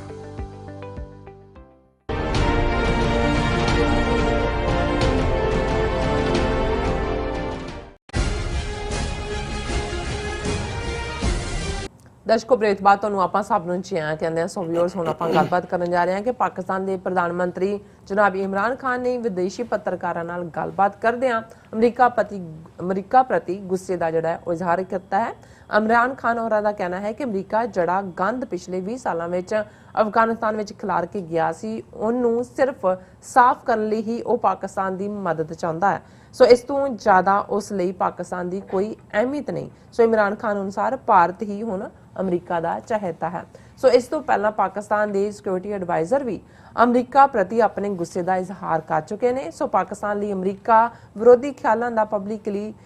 ਇਜ਼ਹਾਰ ਕਰਨਾ ਡਿਪਲੋਮੈਟਿਕ ਤੌਰ ਤੇ ਕਿੰਨਾ ਕੁ ਸਿਆਣਪ ਵਾਲੀ ਗੱਲ ਹੈ। ਸੋ ਇਸ ਬਾਰੇ ਆਪਾਂ ਗੱਲਬਾਤ ਕਰਨ ਜਾ ਰਹੇ ਹਾਂ। ਸੋ ਅਸੀਂ ਚਾਹਾਂਗੇ ਕਿ ਤੁਸੀਂ ਇਸੇ ਤਰ੍ਹਾਂ ਬਣੇ ਰਹਿਣਾ। ਦੇਖਣ ਸੁਣਨ ਜਾਂ ਲਿਖਣ ਲਈ ਤੁਹਾਡਾ ਸਭ ਦਾ ਬਹੁਤ ਬਹੁਤ ਸ਼ੁਕਰੀਆ ਜੀ। ਡਾਕਟਰ ਸਾਹਿਬ ਕੀ ਕਹਿਣਾ ਚਾਹੋਗੇ? ਦੇਖੋ, ਪਿਛਲੇ ਸੈਗਮੈਂਟ 'ਚ ਅਸੀਂ ਗੱਲਬਾਤ ਕੀਤੀ ਹੈ ਕਿ ਤਾਲਿਬਾਨ ਕਿਵੇਂ ਕਾਬਲ ਦੀਆਂ ਬਰੂਹਾਂ ਤੇ ਬੈਠੇ ਨੇ। ਆਲਰੇਡੀ ਉਹਨਾਂ ਨੇ ਗਜ਼ਨੀ, ਕੰਧਾਰ, ਹੈਰਾਤ ਇਹ ਸ਼ਹਿਰ ਲੈ ਲਏ ਨੇ ਜੀ, ਔਰ ਉਹਨਾਂ ਦੇ ਹੱਥ 'ਚ ਕਾਫੀ ਜਿਹੜਾ ਅਸਲਾ ਵੀ ਲੱਗਾ, ਜਿਹੜਾ ਸਫਿਸਟੀਕੇਟ ਅਮਰੀਕਾ ਨੇ ਸਾਰੇ ਪੀਰੀਅਡ 'ਚ ਦਿੱਤਾ ਹੈ, ਟ੍ਰੇਨਡ ਕਰਕੇ ਫੌਜੀਆਂ ਦੇ ਹਵਾਲੇ ਕੀਤਾ ਤੇ ਉਹ ਅਸਲਾ ਛੱਡ ਕੇ ਦੌੜੇ ਔਰ ਕਈ ਸਣੇ ਅਸਲੇ ਆ ਕੇ ਉਹਨਾਂ ਨੇ ਜੁਆਇਨ ਕੀਤਾ। ਔਰ ਉਹਦੇ 'ਚ ਅਸੀਂ ਦੇਖਿਆ ਵੀ ਇਸ ਨਾਲ ਰੂਸ ਕੀ ਕਰੇਗਾ, ਚੀਨ ਕੀ ਦੇਖ ਰਿਹਾ ਹੈ, ਅਮਰੀਕਾ ਦੇ ਉੱਥੇ ਜਿਹੜੇ ਨੇ ਕੀ ਵਾਈਟਲ ਇੰਟਰਸਟ ਸਾਰੇ 'ਚ, ਪਰ ਔਰ ਭਾਰਤ ਉਸ ਕਿਵੇਂ ਇੱਕ ਉਹਨਾਂ ਦੇ ਵਿੱਚ ਇੱਕ ਖੌਫ ਦੀ ਲਹਿਰ ਪਸਰੀ ਹੋਈ ਹੈ। ਉਸ ਇੱਕ ਸੈਗਮੈਂਟ 'ਚ ਗੱਲ ਕਰਾਂਗੇ ਕਿ ਇਹ ਕਸ਼ਮੀਰ ਵਾਦੀ ਦੇ ਵਿੱਚ ਇਸ ਦਾ ਜਦੋਂ ਤਾਲਿਬਾਨ ਦੇ ਮੁਕੰਮਲ ਕਬਜ਼ੇ 'ਚ ਸਾਰਾ ਅਫਗਾਨਿਸਤਾਨ ਆ ਜਾਂਦਾ ਤੇ ਜੰਮੂ ਕਸ਼ਮੀਰ ਦੇ ਵਿੱਚ ਕੀ ਤਬਦੀਲੀ ਹੋ ਸਕਦੀ ਹੈ, ਇਹ ਸਾਰੇ ਦੇ ਨਾਲ ਜਾਂ ਈਵਨ ਭਾਰਤ ਦੀ ਨੀਤੀ ਫਿਰ ਈਵਨ ਸਿੱਖਾਂ ਪ੍ਰਤੀ ਕੀ ਹੋਏਗੀ ਜਾਂ ਉਸ ਖਿੱਤੇ ਦੇ ਵਿੱਚ ਕੀ ਹਾਲਾਤ ਹੋਣਗੇ, ਇਸ ਬਾਰੇ ਅਸੀਂ ਗੱਲ ਕਰਾਂਗੇ। ਲੇਕਿਨ ਇਸ ਸਭ ਦਾ ਇਸ ਪੀਰੀਅਡ ਦੇ ਵਿੱਚ ਵੀ ਜਦੋਂ ਇਹ ਕ੍ਰਾਈਸਿਸ ਅਫਗਾਨਿਸਤਾਨ ਦਾ ਜੇ 1979 ਤੋਂ ਕਹਿਣਾ ਹੋਏ, ਜਦੋਂ ਕਿ ਸੋਵੀਅਤ ਯੂਨੀਅਨ ਨੇ ਆਕੂਪਾਈ ਕੀਤਾ, ਪਾਕਿਸਤਾਨ ਇੱਕ ਫਰੰਟ ਲਾਈਨ ਬਣ ਗਿਆ, ਮੁਜਾਹਿਦੀਨ ਨੂੰ ਟ੍ਰੇਨ ਕਰਨ ਦਾ CIA ਪਹੁੰਚ ਗਈ ਤੇ ਪਾਕਿਸਤਾਨ 1979 ਤੋਂ ਲੈ ਕੇ ਇਹਨਾਂ 4 ਦਹਾਈਆਂ ਦੇ ਵਿੱਚ ਇਸ ਸਾਰੇ ਦਾ ਸ਼ਿਕਾਰ ਹੋਇਆ। ਜਿੱਥੇ ਇਕਨੋਮਿਕਲ ਲਾਸ, ਉੱਥੇ ਦਹਿਸ਼ਤਗਰਦੀ ਪਾਕਿਸਤਾਨ ਦੀਆਂ ਬਰੂਹਾਂ ਤੇ ਹੀ ਨਹੀਂ, ਪਾਕਿਸਤਾਨ ਦੇ ਅੰਦਰ ਔਰ ਮਲਟੀਪਲ ਐਕਟਰ ਜਿਨ੍ਹਾਂ 'ਚ ਇੰਡੀਆ ਨੇ ਪਹਿਲੀ ਸਟੇਜ ਤੇ ਜਦੋਂ ਸੋਵੀਅਤ ਯੂਨੀਅਨ ਨੇ ਅਫਗਾਨਿਸਤਾਨ ਆਕੂਪਾਈ ਕੀਤਾ ਤੇ ਇੰਦਰਾ ਗਾਂਧੀ ਨੇ ਤਾਂ ਮੁਬਾਰਕਬਾਦ ਦਿੱਤੀ, ਭਾਰਤ ਹਮੇਸ਼ਾ ਸਪੋਰਟਰ ਹੈ। ਉਹ ਤਾਂ 1999-90 ਤੋਂ ਬਾਅਦ ਜਦੋਂ ਸੋਵੀਅਤ ਯੂਨੀਅਨ ਟੁੱਟਦਾ ਫਿਰ ਇਹ ਅਮਰੀਕਾ ਦੀ ਕੱਛ 'ਚ ਵੜ ਗਏ। ਅਦਰਵਾਈਜ਼ ਥਰੂ ਆਊਟ ਪੀਰੀਅਡ ਉਦੋਂ ਵੀ ਭਾਰਤ ਜਿਹੜਾ ਉਹ ਰੂਸੀਆਂ ਦੀ ਗੰਦੀ ਗੇਮ ਖੇਡ ਰਿਹਾ ਸੀ ਅਫਗਾਨਿਸਤਾਨ 'ਚ। ਫਿਰ ਜਦੋਂ ਹਾਲਾਤ ਬਦਲਦੇ ਨੇ ਔਰ ਅਫਗਾਨਿਸਤਾਨ 'ਚ ਇੱਕ ਸਿਵਲ ਵਾਰ ਸ਼ੁਰੂ ਹੋ ਜਾਂਦੀ ਹੈ, ਸੋਵੀਅਤ ਜਿਹੜਾ ਅਮਰੀਕਾ ਹੈ ਉਹ ਸਭ ਨੂੰ ਉਹ ਸਾਰੇ ਸੋਵੀਅਤ ਦੇ ਕਲੈਪਸ ਤੋਂ ਬਾਅਦ ਛੱਡ ਕੇ ਆ ਜਾਂਦਾ। ਉਸ ਵਾਰ ਦੇ ਵਿੱਚ ਵੀ ਜੇ ਸਫਰਰ ਹੈ ਕੋਈ ਤਾਂ ਪਾਕਿਸਤਾਨ ਹੈ, ਕਿਉਂਕਿ ਜ਼ਾਹਰ ਹੈ ਕਿ ਤਾਲਿਬਾਨ ਦਾ ਇੱਕ ਹਿੱਸਾ ਜਿਹੜਾ ਕਿ ਪਾਕਿਸਤਾਨ 'ਚੋਂ ਹੀ ਐਜੂਕੇਸ਼ਨ ਵਗੈਰਾ ਦੇ ਵੇੜੇ ਜਾਂ 5-6 ਮਿਲੀਅਨ ਜਿਹੜੇ ਨੇ ਅਫਗਾਨ ਰਿਫਿਊਜੀ ਪਾਕਿਸਤਾਨ 'ਚ ਆ ਕੇ ਬੈਠੇ, ਜਿਹਨਾਂ 'ਚੋਂ 2-3 ਮਿਲੀਅਨ ਅਜੇ ਵੀ ਬੈਠੇ ਹੋਏ ਨੇ। ਔਰ ਉਹ ਥਾਂ ਜਿਹੜਾ ਕਿ ਖੁੱਲੀ ਸਰਹੱਦ ਵਾਂਗ ਹੈ। ਹੁਣ ਤਾਂ 95% ਤੋਂ ਜ਼ਿਆਦਾ ਪਾਕਿਸਤਾਨ ਅਫਗਾਨਿਸਤਾਨ ਬਾਰਡਰ ਤੇ ਪਾਕਿਸਤਾਨ ਨੇ ਤਾਰ ਲਾਈ ਹੈ, ਲੇਕਿਨ ਉਸ ਤੋਂ ਪਹਿਲਾਂ ਇਹ ਖੁੱਲ੍ਹਾ ਰਿਹਾ। ਉਹਦਾ ਨਤੀਜਾ ਇਹ ਹੋਇਆ ਕਿ ਪਾਕਿਸਤਾਨ ਦੇ ਵਿੱਚ ਵੀ ਦਹਿਸ਼ਤਗਰਦੀ ਆਈ ਔਰ ਇੰਡੀਆ ਨੇ ਜਿਸ ਅੰਦਾਜ਼ ਦੇ ਵਿੱਚ ਫਿਰ ਅਫਗਾਨਿਸਤਾਨ ਦੀ ਨਾਲ ਲੱਗਦੀ ਸਰਹੱਦ 9/11 ਤੋਂ ਬਾਅਦ ਖਾਸ ਤੌਰ ਤੇ ਜਦੋਂ ਤਾਲਿਬਾਨ ਦਾ ਕਲੈਪਸ ਹੁੰਦਾ ਹੈ ਤਾਂ 2 ਮਹੀਨੇ ਦੇ ਵਿੱਚ ਹੀ ਉਹਨਾਂ ਦੀ ਹਕੂਮਤ ਖਤਮ ਕਰਤੀ ਅਮਰੀਕਾ ਨੇ। ਫਿਰ ਕਿਵੇਂ ਪਾਕਿਸਤਾਨ ਦੇ ਵਿੱਚ ਉਹ ਬਲੋਚਿਸਤਾਨ ਪ੍ਰੋਵਿੰਸ ਹੋਏ, ਉਹਦੇ 'ਚ ਕਿਵੇਂ ਹਿੱਸਾ ਲਿਆਂਦੀ, ਮੇਨ ਸਟ੍ਰੀਮ ਮੇਨ ਕੰਟਰੀ ਦੇ ਵਿੱਚ ਕਿਵੇਂ ਲਿਆਂਦੀ, ਕੋਈ ਲਸ਼ਕਰ ਝੰਗਵੀ ਬਣਾਤਾ, ਕੋਈ ਤਹਿਰੀਕੇ ਤਾਲਿਬਾਨ ਬਣਾਤਾ, ਕੋਈ ਸੁੰਨੀ ਸ਼ੀਆ ਇੱਧਰ ਉੱਧਰ ਮਜ਼ਾਰਾਂ ਦੇ ਉੱਤੇ ਬੰਬ ਅਟੈਕ, ਔਰ ਉਹ ਸਾਰਾ ਪਾਰਟ ਉਹ ਵੀ ਪਾਕਿਸਤਾਨ ਨੇ ਝੱਲਿਆ। ਔਰ ਜਦੋਂ ਉਹ $100 ਬਿਲੀਅਨ ਤੋਂ ਜ਼ਿਆਦਾ ਦਾ ਨੁਕਸਾਨ ਔਰ 70,000 ਕੁਰਬਾਨੀਆਂ ਦੀ ਗੱਲ ਕਰਦੇ ਨੇ ਤੇ ਇਹ ਗੱਲ ਗਲਤ ਨਹੀਂ ਹੈ, ਇਹ ਹਕੀਕਤ ਹੈ। ਭਾਵੇਂ ਉਹ ਕਿਹਨਾਂ ਹਾਲਾਤਾਂ ਦੇ ਵਿੱਚ ਪੁਸ਼ ਹੋਏ, ਉਹਨਾਂ ਦਾ ਆਪਣਾ ਕੀ ਰੋਲ ਕਿੰਨਾ ਕੁ ਰਿਹਾ, ਜਾਂ ਮੁਸ਼ਰਫ ਦਾ ਕਿੰਨਾ ਕੁ ਸਿਆਣਪ ਭਰਿਆ ਕਦਮ ਸੀ ਜਦੋਂ ਉਹਨੇ ਅਮਰੀਕਨ ਵਾਰ ਨੂੰ ਜੁਆਇਨ, ਇਹ ਇੱਕ ਵੱਖਰੀ ਡਿਬੇਟ ਹੈ। ਪਰ ਜੇ ਤੁਸੀਂ as a nation as a people ਦੇਖੋ ਤੇ ਅਲਟੀਮੇਟਲੀ ਜਿਹੜਾ ਵਰਸਟ ਸਫਰਰ ਹੈ ਸਾਰੇ ਦਾ ਅਮਰੀਕਾ ਲਈ, ਰਸ਼ੀਆ ਤਾਂ ਕਿਸੇ ਲਈ ਪਹਿਲਾਂ ਗ੍ਰੇਟ ਗੇਮ ਸੀ ਕਿਸੇ ਜ਼ਮਾਨੇ 'ਚ, ਅੱਜ ਗ੍ਰੇਟ ਗੇਮ ਹੈ। ਪਾਕਿਸਤਾਨ ਤਾਂ ਇੱਕ ਐਜ਼ ਏ ਨੇਬਰ ਇੱਕ ਪਾਸਿਓਂ ਇੰਡੀਆ ਦੇ ਨਾਲ ਜਿਹੜਾ ਆਪਣੇ ਆਪ ਨੂੰ ਉੱਥੋਂ ਮਹਿਫੂਜ਼ ਕਰਨ ਦੀ ਕੋਸ਼ਿਸ਼ ਕਰਦਾ ਹੈ, ਉਹ ਕਸ਼ਮੀਰ ਦੇ ਮੁੱਦਾ ਹੋਏ, ਦੂਸਰੇ ਮੁੱਦੇ ਹੋਣ, ਔਰ ਜਿਵੇਂ ਉਹਨਾਂ ਨੇ ਇੰਡੀਅਨ ਆਰਮੀ ਨੇ ਤੋੜਿਆ ਜਾ ਕੇ ਪਾਕਿਸਤਾਨ ਨੂੰ, ਮਸ਼ਰਕੀ ਬੰਗਾਲ ਨੂੰ ਬੰਗਲਾਦੇਸ਼ ਬਣਾਇਆ। ਪਰ ਦੂਸਰੇ ਪਾਸੇ ਉਸ ਤੋਂ ਵੀ ਜ਼ਿਆਦਾ ਪ੍ਰੈਸ਼ਰ ਦੇ ਥੱਲੇ ਪਾਕਿਸਤਾਨ ਨੇ ਸਾਰੇ ਜਿਹੜੇ ਨੇ 4 ਦਹਾਕੇ ਗੁਜ਼ਾਰੇ ਨੇ। ਔਰ ਹੁਣ ਜਦੋਂ ਕਿ ਇੱਕ ਪਾਸੇ ਪਾਕਿਸਤਾਨ ਆਪਣਾ ਆਫਿਸ ਵਰਤ ਕੇ ਜਾਂ ਆਪਣੇ ਗੁੱਡਵਿਲ ਵਰਤ ਕੇ ਤਾਲਿਬਾਨ ਨੂੰ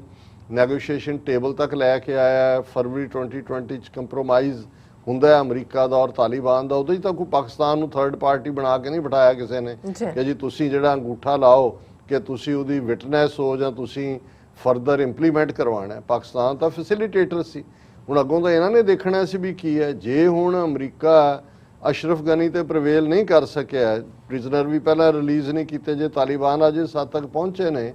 ਅਮਰੀਕਾ ਦੇ ਖਿਲਾਫ ਤਾਂ ਅਜੇ ਵੀ ਉਹਨਾਂ ਨੇ ਕੋਈ ਟਾਰਗੇਟਡ ਕਿਲਿੰਗ ਨਹੀਂ ਕੀਤੀ, ਜਾਂ ਉਹ ਤਾਂ ਪਾਬੰਦ ਨੇ। ਲੇਕਿਨ ਅਸ਼ਰਫ ਗਨੀ, ਕਿਉਂਕਿ ਅਸ਼ਰਫ ਗਨੀ ਭਾਰਤ ਦੇ ਢਹਿ ਚੜਿਆ, ਭਾਰਤ ਪਾਕਿਸਤਾਨ ਨੂੰ ਬਿਲਿਟਲ, ਉਹਨਾਂ ਨੂੰ ਇਹ ਲੱਗਦਾ ਕਿ ਵੀ ਜੇ ਅਸੀਂ ਇਧਰ ਮੁਕਾਉਂਦੇ ਹਾਂ, ਔਰ ਇਹ ਨਹੀਂ ਹੈ ਵੀ ਇਹਦਾ ਕੋਈ ਸਿੱਖ ਮੁਸਲਮਾਨ ਜਾਂ ਈਸਾਈ ਕਨੈਕਸ਼ਨ ਨਹੀਂ ਹੈ, ਭਾਰਤ ਦੇ ਵਿੱਚ ਰਹਿੰਦੇ ਆ। ਵੰਸ ਜੇ ਪਾਕਿਸਤਾਨ ਨੂੰ ਇਹ ਸਬਡਿਊ ਕਰ ਲੈਂਦੇ ਨੇ ਜੋ ਇਹ ਕਰਨਾ ਚਾਹੁੰਦੇ ਨੇ, ਔਰ ਅਲਟੀਮੇਟਲੀ ਉਹਨੂੰ ਜਿਵੇਂ ਇਹਨਾਂ ਦਾ ਗੰਦਾ ਇਰਾਦਾ ਉਸ ਨੂੰ ਤੋੜਨ ਦਾ ਰਿਹਾ,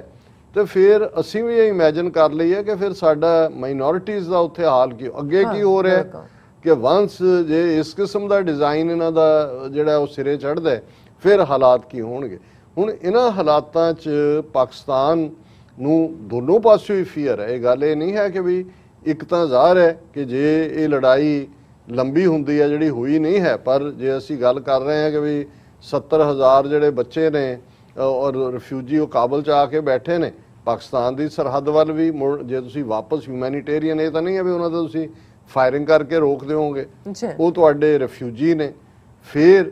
ਜੇ ਭਾਰਤ ਜਿਹਨੂੰ ਇਹ ਲੱਗਦਾ ਹੈ ਕਿ ਵੀ ਉਹਨਾਂ ਦੀ ਸਾਰੀ ਜਿਹੜੀ ਹੈ ਖੇਡ ਖਤਮ ਹੋ ਗਈ ਹੈ, ਉਹਦਾ ਕੀ ਇੰਟਰਸਟ ਹੋਏਗਾ ਪਾਕਿਸਤਾਨ 'ਚ ਦਹਿਸ਼ਤਗਰਦੀ ਕਰਨਾ? ਤੁਸੀਂ ਕਿਵੇਂ ਪਛਾਣੋਗੇ ਉਹ ਜੇ ਪਹਿਰਾਵੇ ਨੇ, ਉਹ ਜਿਹੀਆਂ ਸ਼ਕਲਾਂ ਨੇ, ਕੌਣ ਰਿਫਿਊਜੀ ਹੈ ਕੌਣ ਦਹਿਸ਼ਤਗਰਦ ਹੈ? ਪਹਿਲਾਂ ਵੀ ਵਿਦਨ ਮੇਨਲੈਂਡ ਕੀਤਾ। ਫਿਰ ਥਰਡਲੀ ਜਿਸ ਗੱਲ ਨੂੰ ਅਜੇ ਜਦੋਂ ਇਹ ਭਾਰਤ ਵੀ ਇਲਜ਼ਾਮ ਲਾ ਰਿਹਾ, ਅਮਰੀਕਾ ਵੀ ਲਾ ਰਿਹਾ ਜੀ ਪਾਕਿਸਤਾਨ ਮਦਦ ਕਰ ਰਿਹਾ ਤਾਲਿਬਾਨ। ਹੁਣ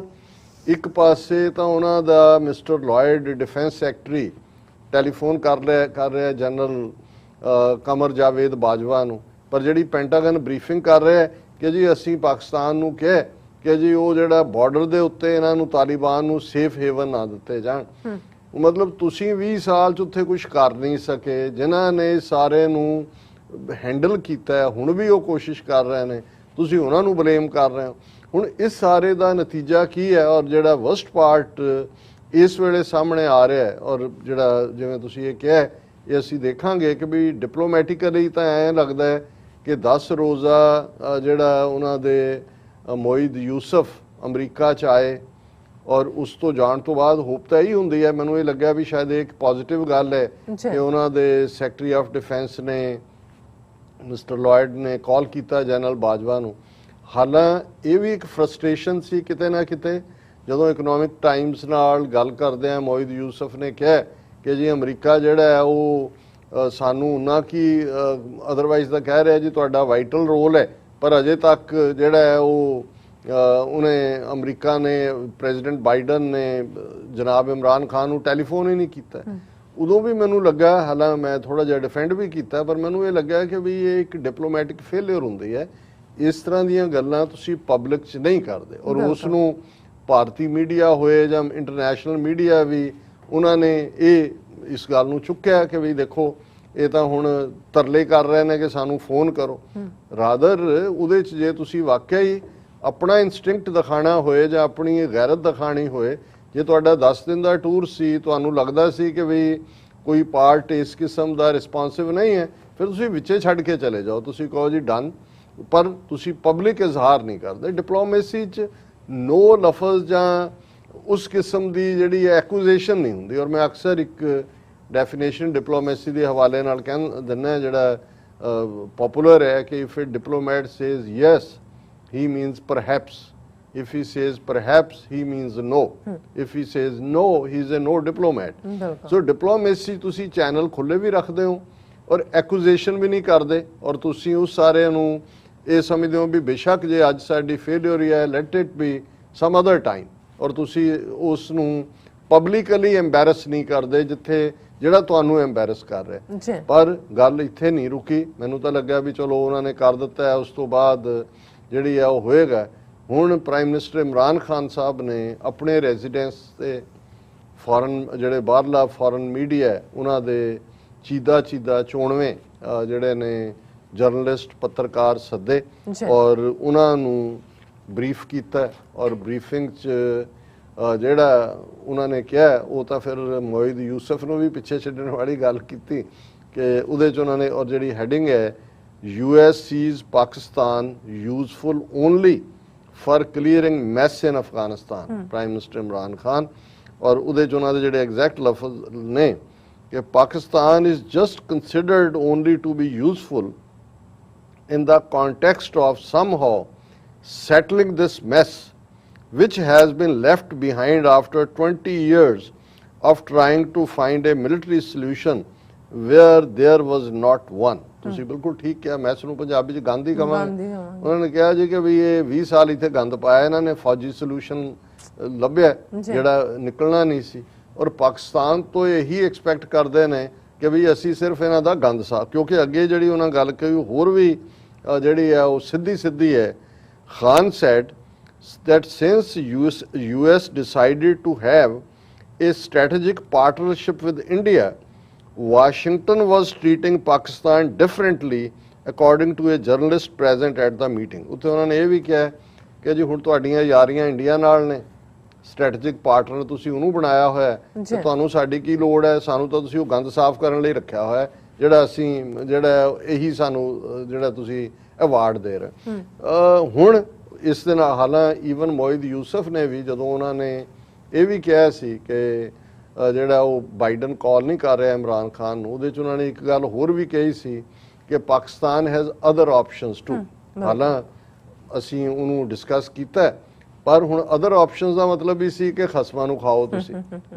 ਔਰ ਇਹ ਡਿਪਲੋਮੇਸੀ ਦੀ ਜ਼ਬਾਨ 'ਚ ਤਾਂ ਇਹੀ ਹੁੰਦਾ ਕਿ ਵੀ ਜੇ ਤੁਸੀਂ ਵਿੱਚੇ ਛੱਡ ਕੇ ਚਲੇ ਜਾਂਦੇ ਹੋ ਇਹ ਜਵਾਬ ਹੋਣਾ ਸੀ, ਪਰ ਇਹ ਕਹਿ ਕੇ ਉਹਨਾਂ ਨੇ ਅਦਰ ਆਪਸ਼ਨ ਤਾਂ ਪਹਿਲਾਂ ਹੀ ਹੈ, ਪਾਕਿਸਤਾਨ ਇਹ ਅਮਰੀਕਾ ਨੂੰ ਕਿਹੜਾ ਨਹੀਂ, ਪਰ ਉਹ ਵੀ ਮੈਨੂੰ ਲੱਗਿਆ ਸੀ ਵੀ ਸ਼ਾਇਦ ਡਿਪਲੋਮੈਟਿਕਲੀ ਇਹ ਇੰਨਾ ਵਾਈਜ਼ ਨਾ ਹੋਏ। ਪਰ ਜੇ ਹੁਣ ਇਮਰਾਨ ਖਾਨ ਸਾਹਿਬ ਨੇ ਬਿਲਕੁਲ ਹੀ ਇਸ ਨੂੰ ਜਿਹੜਾ ਸਿੱਧਾ ਹੀ ਉਹ ਇਸ ਦੇ ਉੱਤੇ ਆ ਗਏ ਨੇ, ਔਰ ਉਹਦੇ 'ਚ ਉਹਨਾਂ ਨੇ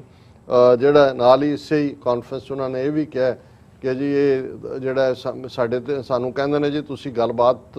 ਕਰਵਾਈ ਹੈ, ਉਹਨਾਂ ਨੂੰ ਕਹੋ। ਉਹਨਾਂ ਨੇ ਕਿਹਾ ਜੀ ਤਾਲਿਬਾਨ ਕਹਿੰਦੇ ਨੇ ਅਸ਼ਰਫ ਗਨੀ ਪਾਪਟ ਹੈ, ਪਹਿਲਾਂ ਇਹ ਰਿਜ਼ਾਈਨ ਕਰੇ ਫਿਰ ਅਸੀਂ ਕੋਈ ਗੱਲ ਕਰਾਂਗੇ। ਔਰ ਇਸ ਤੋਂ ਪਹਿਲਾਂ ਜਿਹੜਾ ਉਹ ਖੁੱਲ੍ਹਮ ਖੁੱਲ੍ਹਾ ਜਿਹੜਾ ਪਾਕਿਸਤਾਨ ਦੇ ਇਮਰਾਨ ਖਾਨ ਸਾਹਿਬ ਕਹਿ ਹੀ ਚੁੱਕੇ ਸੀ ਕਿ ਬੇਸਿਸ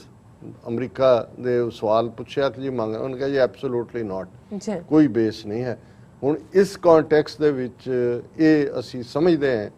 ਹਾਲਾਂ ਉਹ ਸਿਆਣੇ ਨੇ, ਹੋ ਸਕਦਾ ਹੈ ਜਿਹੜੇ ਵੀ ਉਹਨਾਂ ਦੇ ਓਪੀਨੀਅਨ ਮੇਕਰ ਨੇ ਉਹਨਾਂ ਨੇ ਮੋਇਦ ਯੂਸਫ ਨੂੰ ਇਹ ਕਿਹਾ ਹੋਏ ਕਿ ਬਈ ਤੂੰ ਇਵੇਂ ਕਹਿ ਕਿ ਭਾਈ ਇਹ ਨਹੀਂ ਕੀਤਾ ਫੋਨ ਜਾਂ ਅਦਰ ਆਪਸ਼ਨਸ ਨੇ, ਔਰ ਇਮਰਾਨ ਖਾਨ ਸਾਹਿਬ ਵੀ ਉਸੇ ਹੀ ਪਾਲਿਸੀ ਡਰਾਫਟ ਦੇ ਉੱਤੇ ਕੰਮ ਕਰ ਰਹੇ ਹੋਣ ਕਿ ਭਾਈ ਠੀਕ ਹੈ ਇਹਨਾਂ ਨੂੰ, ਪਰ ਮੈਨੂੰ ਇਹ ਲੱਗਦਾ ਹੈ ਕਿ ਵੀ ਪਾਕਿਸਤਾਨ ਦੇ ਆਪਣੇ ਇੰਟਰਸਟ 'ਚ ਇਹ ਹੈ ਹੁਣ ਦੇ ਲਈ ਵੀ, ਜੀ ਲੌਂਗ ਟਰਮ ਵੀ। ਇੱਕ ਸਿਆਣਿਆਂ ਦੀ ਗੱਲ ਬੜੀ ਕੋਟ ਹੁੰਦੀ ਹੈ ਕਿ don't put all your eggs in one basket, ਕਿ ਆਪਣੇ ਸਾਰੇ ਆਂਡੇ ਇੱਕੋ ਟੋਕਰੀ 'ਚ ਨਾ ਰੱਖੋ, ਕਿਉਂਕਿ ਜਦੋਂ ਇੱਕ ਟੋਕਰੀ ਨੂੰ ਠੁੱਡ ਵੱਜਿਆ ਸਾਰੇ ਹੀ ਟੁੱਟ ਜਾਂਦੇ ਨੇ। ਠੀਕ ਹੈ, ਚਾਈਨਾ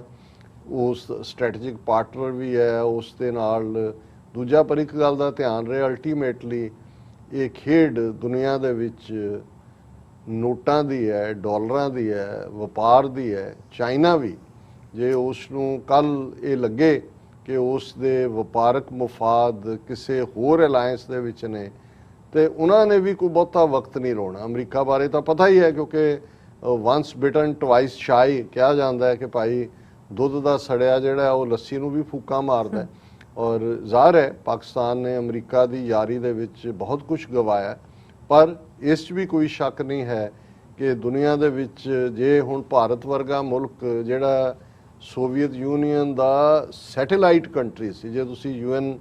ਜਨਰਲ ਅਸੈਂਬਲੀ ਜਾਂ ਸਿਕਿਉਰਿਟੀ ਕਾਉਂਸਲ 'ਚ ਵੋਟ ਪੈਟਰਨ ਦੇਖੋ, ਜਦੋਂ ਕਿ ਸੋਵੀਅਤ ਯੂਨੀਅਨ ਦੇ ਖੈਮੇ 'ਚ ਸੀ, ਇੰਡੀਆ ਨੇ ਜ਼ਿਆਦਾ ਵਾਰ ਅਮਰੀਕਾ ਦੇ ਖਿਲਾਫ ਵੋਟ ਕੀਤੀ ਹੋਏਗੀ ਦੈਨ ਸੋਵੀਅਤ ਯੂਨੀਅਨ ਇਟਸੈਲਫ। ਲੇਕਿਨ ਤੁਸੀਂ ਦੇਖੋ ਵੀ ਉਹਨਾਂ ਨੇ ਕਿਵੇਂ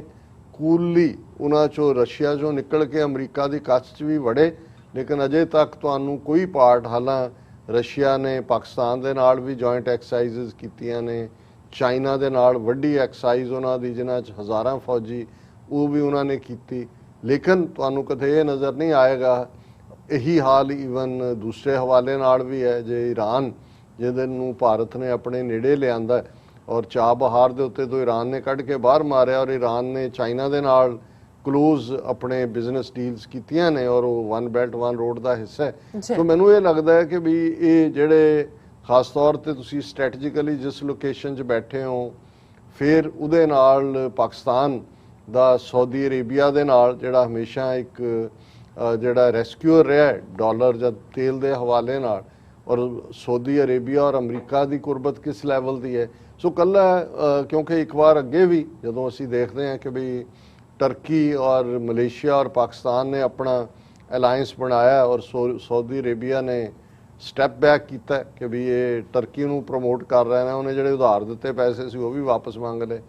ਉਦੋਂ ਕੀ ਕੁਰੈਸ਼ੀ ਸਾਹਿਬ, ਸ਼ਾਹ ਮਹਿਮੂਦ ਕੁਰੈਸ਼ੀ, ਉਹ ਇਹ ਬਿਆਨ ਦੇ ਬੈਠੇ ਕਿ ਵੀ ਸਾਡੇ ਕੋਲ ਫਿਰ ਹੋਰ ਵੀ ਹੈ ਰਾਹ। ਉਹਦਾ ਨਤੀਜਾ ਉਹਨਾਂ ਨੇ ਪਿਛਲਾ ਕਰਜ਼ਾ ਵੀ ਮੰਗ ਲਿਆ ਔਰ ਪਾਕਿਸਤਾਨੀ ਫੌਜੀ ਚੀਫ ਜਾ ਕੇ ਸਾਊਦੀ ਅਰੇਬੀਆ 'ਚ ਠੰਡੌਲਾ ਕਰਕੇ ਆਏ। ਸੋ ਮਤਲਬ ਇਹ ਹੈ ਕਿ ਵੀ ਤੁਸੀਂ ਅੰਦਰ ਵੜ ਕੇ ਕੀ ਕਰਦੇ ਹੋ, ਔਰ ਜ਼ਾਹਰ ਹੈ ਮੈਨੂੰ ਕਦੇ ਭੁਲੇਖਾ ਨਹੀਂ ਹੁੰਦਾ ਕਿ ਵੀ ਹਰ ਇੱਕ ਦੇ ਨੈਸ਼ਨਲ ਇੰਟਰਸਟ ਨੇ ਇਨ ਦਾ ਐਂਡ।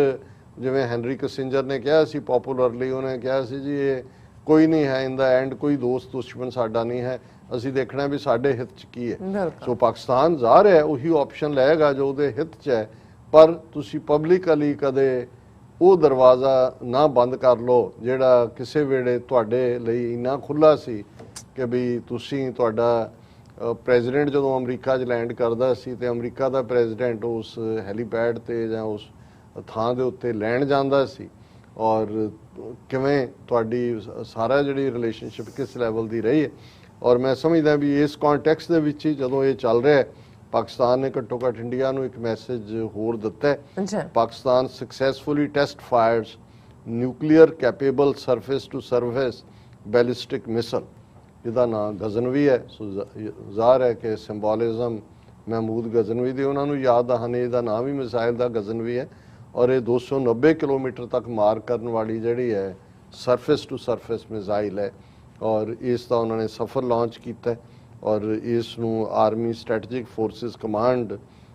ਜਿਹੜਾ ਇਸ ਦੇ ਰਾਹੀਂ, ਔਰ ਸਭ ਨੇ ਜਿਹੜਾ ਪ੍ਰੈਜ਼ੀਡੈਂਟ ਆਰਿਫ ਅਲਵੀ ਔਰ ਇਮਰਾਨ ਖਾਨ ਔਰ ਜੁਆਇੰਟ ਚੀਫ ਆਫ ਸਟਾਫ, ਉਹਨਾਂ ਨੇ they have congratulated all ranks of army strategic forces command the scientist and engineers on successful conduct of today's launch. So ਇਹ ਤਾਂ ਜ਼ਰਾ ਲਾਲ ਆਖੀ ਦਿਖਾਈ ਹੈ, ਲੇਕਿਨ ਅਸੀਂ ਸਮਝਦੇ ਹਾਂ ਵੀ ਕਿਤੇ ਨਾ ਕਿਤੇ ਡਿਪਲੋਮੈਟਿਕ ਰਿਲੇਸ਼ਨਸ਼ਿਪਸ ਕਾਫੀ ਬੁਰੀ ਤਰ੍ਹਾਂ ਅਮਰੀਕਾ ਔਰ ਪਾਕਿਸਤਾਨ ਦੇ ਪ੍ਰਭਾਵਿਤ ਨੇ, ਔਰ ਇਹਦਾ ਸ਼ਾਇਦ ਇੱਕ ਕਾਰਨ ਜਿਹਦੇ ਲਈ ਪਾਕਿਸਤਾਨ ਨੂੰ ਥੋੜ੍ਹਾ ਜਿਹਾ ਅਲਰਟ ਵੀ ਹੋਣਾ ਚਾਹੀਦਾ ਸੀ ਕਾਫੀ ਦੇਰ ਤੋਂ ਅਮਰੀਕਾ ਦਾ ਪਾਕਿਸਤਾਨ ਦੇ ਵਿੱਚ ਕੋਈ ਐਂਬੈਸਡਰ ਨਹੀਂ ਹੈ। ਹੁਣ ਬਾਈਡਨ ਐਡਮਿਨਿਸਟ੍ਰੇਸ਼ਨ ਨੂੰ ਵੀ ਕਈ ਮਹੀਨੇ ਲੰਘ ਗਏ ਨੇ ਉਸ ਤੋਂ ਪਹਿਲਾਂ ਹੀ। ਸੋ ਕਈ ਵਾਰੀ ਕੁਝ ਕੰਮ ਤੁਹਾਡੇ ਗਰਾਊਂਡ ਲੈਵਲ ਦੇ ਉੱਤੇ ਤੁਹਾਡੇ ਡਿਪਲੋਮੈਟ ਕਰਦੇ ਨੇ ਕਿ ਜਿਹੜੀ ਹੈ ਤਾਂ ਕਿ ਬਿਟਰਨੈਸ ਹੋਏ ਵੀ ਬੇਸ਼ੱਕ ਤੇ ਉਹ ਜਗਜ਼ਾਰ ਨਾ ਹੋਏ ਔਰ ਟੱਕੀ ਰਿਝੇ ਕੋਈ ਨਾ ਬੁੱਝੇ। ਵੈਸੇ ਇਹ ਲਫ਼ਜ਼ ਇਹ ਅਖਾਣ ਸਾਡਾ ਡਿਪਲੋਮੇਸੀ ਦੀ ਦੁਨੀਆ ਤੇ ਜ਼ਿਆਦਾ ਟੁਕਦਾ ਹੈ। So let we hope for the best. ਜੀ ਰਾਜ ਸਾਹਿਬ ਬਿਲਕੁਲ। ਸੋ ਇੱਥੇ ਲੈਣੇ ਬ੍ਰੇਕ ਤੋਂ ਜਾਣ ਤੋਂ ਪਹਿਲਾਂ ਅਸੀਂ ਆਪਣੇ ਦਰਸ਼ਕਾਂ ਤੇ ਸਰੋਤਿਆਂ ਨੂੰ ਅਪੀਲ ਤੇ ਬੇਨਤੀ ਕਰਦੀ ਵਿਊਅਰਸ ਜਿਸ ਤਰ੍ਹਾਂ ਕਿ ਤੁਸੀਂ ਜਾਣਦੇ ਹੋ ਕਿ ਟੀਵੀ 84 ਹੱਕ ਸੱਚ ਇਨਸਾਫ ਦੀ ਜਿਹੜੀ ਆਵਾਜ਼ ਹੈ ਉਹ ਬੁਲੰਦ ਕਰ ਰਿਹਾ। ਇਹ ਆਵਾਜ਼ ਤੁਹਾਡੇ ਪਿਆਰ ਸਦਕਾ, ਤੁਹਾਡੇ ਵਿਸ਼ਵਾਸ ਸਦਕਾ, ਤੁਹਾਡੇ ਡੋਨੇਸ਼ਨ ਸਦਕਾ ਹੀ ਹੋ ਰਹੀ ਹੈ। ਸੋ ਅਸੀਂ ਚਾਹਾਂਗੇ ਕਿ ਤੁਸੀਂ ਵੱਧ ਤੋਂ ਵੱਧ ਡੋਨੇਟ ਕਰੋ। ਡੋਨੇਟ ਕਰਨ ਲਈ ਸਾਡੀ ਵੈਬਸਾਈਟ tv84.tv ਤੇ ਜਾ ਕੇ ਪੇਪਲ ਦੀ ਵਰਤੋਂ ਕਰਕੇ ਵਨ ਟਾਈਮ ਡੋਨੇਟ ਕਰ ਸਕਦੇ ਹੋ, ਮੰਥਲੀ ਡੋਨੇਟ ਵੀ ਕਰ ਸਕਦੇ ਹੋ। ਤੁਸੀਂ tv84 ਦੇ ਨਾਮ ਤੇ ਚੈੱਕ ਬਣਾ ਕੇ ਸਾਨੂੰ ਮੇਲ ਵੀ ਕਰ ਸਕਦੇ ਹੋ। ਸਾਡੇ ਇਸ ਪਤੇ ਤੇ 36-01 37th avenue Long Island city New York 11101 USA ਜਾਂ ਫਿਰ ਤੁਸੀਂ ਸਾਨੂੰ ਫੋਨ ਰਾਹੀਂ ਵੀ ਸੰਪਰਕ ਕਰ ਸਕਦੇ ਹੋ ਸਾਡੇ ਫੋਨ ਨੰਬਰ ਤੇ 5166191984। ਤੁਸੀਂ ਸਾਨੂੰ ਈਮੇਲ ਵੀ ਕਰ ਸਕਦੇ ਹੋ info@tv84.tv ਤੇ। ਅਸੀਂ ਤੁਹਾਡੇ ਤਹਿ ਦਿਲ ਤੋਂ ਸ਼ੁਕਰਗੁਜ਼ਾਰ ਹੋਵਾਂਗੇ। ਸੋ ਇੱਥੇ ਲੈਣੇ ਬ੍ਰੇਕ ਵਿਊਅਰਸ ਤੁਸੀਂ ਇਸੇ ਤਰ੍ਹਾਂ ਬਣੇ ਰਹਿਣਾ। ਮਿਲਦੇ ਹਾਂ ਛੋਟੇ ਜਿਹੇ ਵਕਫੇ ਤੋਂ ਬਾਅਦ।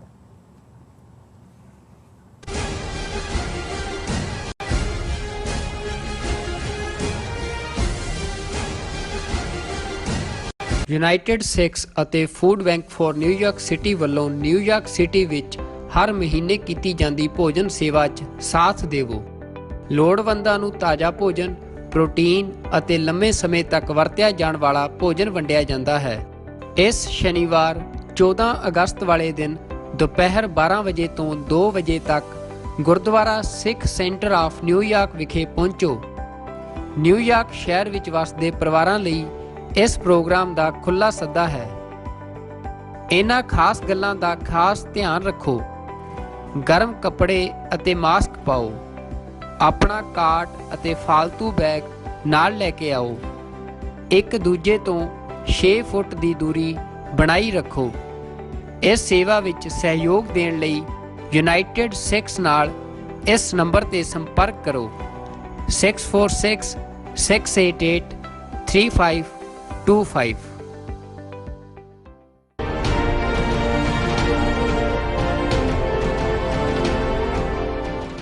15 ਅਗਸਤ ਸਿੱਖਾਂ ਲਈ ਕਾਲਾ ਦਿਨ। ਅਮਰੀਕਾ ਦੇ 5 ਸ਼ਹਿਰਾਂ ਵਿੱਚ 15 ਅਗਸਤ ਦਾ ਦਿਨ ਬਲੈਕ ਡੇ ਵਜੋਂ ਮਨਾਉਂਦਿਆਂ ਇੰਡੀਅਨ ਕੌਂਸੂਲੇਟਸ ਦੇ ਸਾਹਮਣੇ ਸਿੱਖ ਜਥੇਬੰਦੀਆਂ ਵੱਲੋਂ ਰੋਸ ਵਿਖਾਵੇ ਕੀਤੇ ਜਾ ਰਹੇ ਹਨ। ਰਾਜਧਾਨੀ Washington DC, New York, San Francisco, Houston, Chicago ਸਥਿਤ ਇੰਡੀਅਨ ਕੌਂਸੂਲੇਟਸ ਦੇ ਸਾਹਮਣੇ 15 ਅਗਸਤ 2021 ਦਿਨ ਐਤਵਾਰ ਨੂੰ ਸਵੇਰੇ 11 ਵਜੇ ਵੱਡੀ ਗਿਣਤੀ ਵਿੱਚ ਪਹੁੰਚੋ। ਪੰਜਾਬ ਦੇ ਮਸਲਿਆਂ ਦਾ ਹੱਲ ਆਜ਼ਾਦੀ ਤੋਂ ਬਿਨਾਂ ਨਹੀਂ ਹੋਣਾ। ਵਧੇਰੇ ਜਾਣਕਾਰੀ ਲਈ ਤੁਸੀਂ ਹੇਠ ਦਿੱਤੇ ਨੰਬਰਾਂ ਤੇ ਸੰਪਰਕ ਕਰ ਸਕਦੇ ਹੋ।